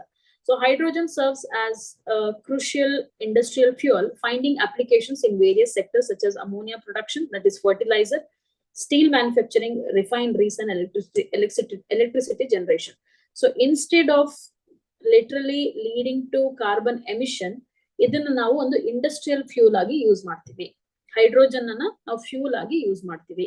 Instead of burning fossil fuels, petrol, diesel ಮತ್ತೊಂದು ಆಗಿರ್ಬೋದು, ಅದರಿಂದ ಕಾರ್ಬನ್ ಎಮಿಷನ್ ಜಾಸ್ತಿ ಆಗೋ ಬದಲು ಈ ಹೈಡ್ರೋಜನ್ ನ ಸ್ವಿಚ್ ಅಂದ್ರೆ ಆಲ್ಟರ್ನೇಟಿವ್ ಆಗಿ ಯೂಸ್ ಮಾಡ್ತೀವಿ ಅಂತ. Despite being the most abundant element in the universe, that is hydrogen, is pure hydrogen is rare. So it is typically found in the compounds like water, H2O with oxygen. Okay, H2O with oxygen. So ಇಲ್ಲಿ oxygen molecule ಇದ್ದೇ ಇದೆ ಈ hydrogen ಅಂತ. Pure hydrogen H2 we do not have, or the H itself. So through a process called as electrolysis, electric current can split water molecules into elemental oxygen and hydrogen. Elemental oxygen separate agi mattu elemental hydrogen. When we use the word elemental hydrogen, elemental oxygen, we are talking about inorganic oxygen, inorganic hydrogen separately in its elemental form, in its raw form. Electrolysis ಮೂಲಕ ಅದನ್ನ ನಾವು ಬೇರ್ಪಡಿಸಬಹುದು. Hydrogen water ನ use ಮಾಡಿ. Okay, oxygen ಮತ್ತು hydrogen molecules. When a renewable energy sources like wind or solar power this process, the resulting hydrogen terms as green hydrogen. ಯಾವಾಗ ನಾವು ಇದು ಫಸ್ಟ್ ಎಲೆಕ್ಟ್ರೋಲಿಸಿಸ್ ಮಾಡ್ಕೊಳ್ತೀವಿ, ಯಾವಾಗ ನಾವು ವಿಂಡ್ ಅಥವಾ ಸೋಲಾರ್ ಪವರ್ ನ ಯೂಸ್ ಮಾಡಿದ್ರೆ ಇದನ್ನ ಮಾಡಕ್ಕೆ ಸಪರೇಟ್ ಮಾಡಕ್ಕೆ ನಮಗೆ ಸಿಗುವಂತ ಹೈಡ್ರೋಜನ್ ನಾವ್ ಏನಂತ ಕರಿತೀವಿ, ಗ್ರೀನ್ ಹೈಡ್ರೋಜನ್ ಅಂತ ಕರಿತೀವಿ. ಅಂದ್ರೆ ಬೇರೆ ರೀತಿಯಾಗಿ ಬೇರೆ ಪ್ರಾಸೆಸ್ ಅಲ್ಲೂ ಮಾಡ್ಬೋದು, ಆದ್ರೆ ನಾವು ಉಪಯೋಗಿಸ್ತಾ ಇರೋದು ಯಾವುದು, clean energy, wind and solar, where it will not lead to any carbon emission. ಅದಕ್ಕೋಸ್ಕರ ಇದನ್ನ ನಾವು ಗ್ರೀನ್ ಹೈಡ್ರೋಜನ್ ಅಂತ ಕರಿತೀವಿ, sustainable. So different colours are associated with hydrogen to denote the source of electricity used for its production. So for example, coal ಇಂದ ಸಿಗುವಂತ hydrogen ಗೆ ನಾವು brown hydrogen ಅಂತ ಕರಿತೀವಿ. ಅಟ್ ಲೀಸ್ಟ್ ಇದು ಯಾವ್ದು ನಿಮ್ಗೆ ಕನ್ಫ್ಯೂಸ್ ಆಗಿ ಜ್ಞಾಪಕ ಇಟ್ಕೊಳಕ್ ಆಗಿಲ್ಲ ಅಂದ್ರೆ ಅಟ್ ಲೀಸ್ಟ್ ಲಾಸ್ಟ್ ಪಾಯಿಂಟ್ ಜ್ಞಾಪಕ ಇಟ್ಕೊಳ್ಳಿ. ಯಾವಾಗ ನಾವು ನಾನ್ ರಿನ್ಯೂವೇಬಲ್ ಇಂದ ಅಂದ್ರೆ ಎಲೆಕ್ಟ್ರಿಸಿಟಿ ಅಥವಾ ಥರ್ಮಲ್ ಪವರ್ ಪ್ಲಾಂಟ್ ಅಥವಾ ಫಾಸಿಲ್ ಫ್ಯೂಯಲ್ ಬರ್ನಿಂಗ್, ಯಾವ್ದೆಲ್ಲ ನಾವು ಎಕ್ಸಾಸ್ಟಿಬಲ್ ರಿಸೋರ್ಸಸ್ ನ ಯೂಸ್ ಮಾಡಿ ನಾವು ಎಲೆಕ್ಟ್ರಿಸಿಟಿ ಅಥವಾ ಎನರ್ಜಿ ಜನರೇಟ್ ಮಾಡಿದ್ರೆ, ಎಸ್ಪೆಷಲಿ ನಾವು ಹೈಡ್ರೋಜನ್ ನ ಕೋಲ್ ಇಂದ ಡಿರೈವ್ ಮಾಡಿದ್ರೆ, ಕೋಲ್ ಬರ್ನ್ ಮಾಡಿ ಡಿರೈವ್ ಮಾಡಿದ್ರೆ ಅದಕ್ಕೆ ನಾವು ಬ್ರೌನ್ ಹೈಡ್ರೋಜನ್ ಅಂತ ಕರಿತೀವಿ. ಯಾವುದೇ ರೀತಿಯಾದ ಎನ್ವೈರನ್ಮೆಂಟ್ ಮೇಲೆ ಪರಿಣಾಮ ಬೀರದೆ ಅದನ್ನ ಎಕ್ಸ್ಟ್ರಾಕ್ಟ್ ಮಾಡಿದ್ರೆ ನಾವು ಅದನ್ನ ಗ್ರೀನ್ ಹೈಡ್ರೋಜನ್ ಅಂತ ಕರಿತೀವಿ. That is why it is called green hydrogen. This should be the take away. And apart from that, green hydrogen mission the features ಏನು ಅಂತ ನೋಡ್ಕೊಂಡ್ರೆ ಆಯ್ತು, because it is multiple times it is repeated in various aspects. So ಅದಕ್ಕೋಸ್ಕರ just look into it. Okay, so ಇದು green hydrogen mission ಒಂದು international relations related Indus X summit ಅಂತ recent ಆಗಿ ಆಯ್ತು. ಇದನ್ನ ನೀವು ಇಂಟರ್ನ್ಯಾಷನಲ್ ರಿಲೇಷನ್ಸ್ ಅಂತ ಕನ್ಸಿಡರ್ ಮಾಡಬಹುದು. So this Indus X we are talking about is regarding what you call as India and the US. So the defense minister described the Indus X summit in Delhi as a notable achievement in the collaborative endeavors of the two nations, in India and the US. So ಇದು ಯಾವ ರೀತಿಯಾದ ಒಂದು meeting ಅಂದ್ರೆ ಸುಮ್ಮನೆ general ಆಗಿ Indus X is related to which countries ಅಂತ ಕೇಳಬಹುದು ಅಥವಾ features. Okay, just have an awareness about it. So the Indus X summit represents a pivotal movement for advancing defense innovation. ಈ ಮೀಟಿಂಗ್ ಏನು defence ಗೆ ಸಂಬಂಧಪಟ್ಟಿರುವಂತದ್ದು. And collaboration, setting the stage for future technological advancements and strategic partnership, and stimulating cross-national science and technology works. Take away the crux ಏನು ಅಂತಂದ್ರೆ defence collaboration. ಇದು ಯಾವ್ದ್ರ ಮಧ್ಯೆ, India ಮತ್ತೆ US ಮಧ್ಯೆ. ಏನೆಲ್ಲ ಫೀಚರ್ಸ್ ಇದೆ, ಕೀ ಪಾಯಿಂಟ್ ಏನಂತಂದ್ರೆ 2023 ಅಲ್ಲಿ ಲಾಂಚ್ ಆಗಿದ್ದು, ಹಳೆಯದು ಇದು. During the state visit of Indian prime minister to the US. Indian Prime Minister when Mr. Narendra Modi went to the US. So that is when it was launched. Objective ಏನು ಅಂತಂದ್ರೆ ಒಂದು strategic partnership, defence industrial cooperation. ಇದು ತುಂಬಾ ಬೇರೆ agreements ಇದೆ. ಇದು recent ಆಗಿರೋದ್ರಿಂದ ಯಾವ್ದಕ್ಕೆ ಸಂಬಂಧಪಟ್ಟಿದ್ದು ಅಂದ್ರೆ ನಾವು ಇಟ್ಕೊಂಡ್ರೆ ಸಾಕು. ಯಾಕೆ ಅಂತಂದ್ರೆ ಮೇ ಬಿ ಇದು ಜಾಯಿಂಟ್ ಇನೋವೇಷನ್ ಫಂಡ್ ಆಗಿರ್ಬೋದು, ಅಥವಾ ಅಕಾಡೆಮಿಯ ಎಂಗೇಜ್ಮೆಂಟ್ ಆಗಿರ್ಬೋದು, ಇಂಡಸ್ಟ್ರಿ ಸ್ಟಾರ್ಟ್ಅಪ್ ಆಗಿರ್ಬೋದು, ಪ್ರೈವೇಟ್ ಇನ್ವೆಸ್ಟ್ಮೆಂಟ್ ಆಗಿರ್ಬೋದು, ಎಲ್ಲಾ ರೀತಿಗೆ ಸಂಬಂಧಪಟ್ಟ ಒಂದು ಕೊಲಾಬರೇಟಿವ್ ಇನಿಷಿಯೇಟಿವ್ ಇದೆ. ಸೊ ಕೊಲಾಬರೇಟಿವ್ ಇನಿಷಿಯೇಟಿವ್ ಅಂತ ಬಂದಾಗ, ಈಗ ಫಾರ್ ಎಕ್ಸಾಂಪಲ್ ಅಕಾಡೆಮಿಯ ಎಂಗೇಜ್ಮೆಂಟ್, ಈಗ ಸ್ಕಾಲರ್ಸ್ ಇಲ್ಲಿಂದ ಸೈಂಟಿಸ್ಟ್, ಇಲ್ಲಿ ಕೆಲಸ ಮಾಡ್ತಿರುವಂತ ಸೈಂಟಿಸ್ಟ್ ಮತ್ತು ಅಲ್ಲಿ ಕೆಲಸ ಮಾಡ್ತಿರೋ scientist, they will be having collaboration where they make sure that defence ಅನ್ನೋದು ಒಂದು ಕೋಆಪರೇಟಿವ್ ಆಗಿ ಇರಬೇಕು ಅಂತ. ಯಾಕೆ ಅಂತಂದ್ರೆ of course we know that we cannot actually believe trust any other country, of course it happens, but it will enhance the goodwill on the global platform. And moreover, the more good partnerships, friendships we have with the other countries, the safer it is. It doesn't mean that nammalliruvanta technical know how na athwa nammalliruvanta yenella defensive mechanism ide athwa ella defense strategy na ಹೇಳ್ಬಿಡ್ತೀವಿ ಅಂತ. Technical know how ನ share ಮಾಡೋದಾಗಿರ್ಬೋದು, ಅಥವಾ research scientist they will get induced in the operations, ಆ ರೀತಿಯಾದ ಒಂದು cooperation ಅಷ್ಟೇ. So that maintain a good will between these two countries ಅಂತ ಅಷ್ಟೇ. Okay, so it is led by India's innovations for defence excellence, iDEX ಅನ್ನೋ ಒಂದು India ಕಡೆಯಿಂದ.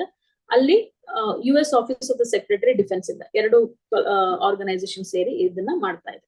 So this is about the international relations. So in the entire session ಅಲ್ಲಿ ಏನಂತ ಅಂದ್ರೆ, most of the news, I keep telling this but I'm still repeating, most of the news ನೀವು ದಿನನಿತ್ಯ ನೀವು news paper ಓದಿದ್ರೆ almost ನಿಮಗೆ ಒಂದು idea ಇರುತ್ತೆ ಏನೇನ್ ನಡೀತಾ ಇದೆ ಅಂತಂದ್ಬಿಟ್ಟು.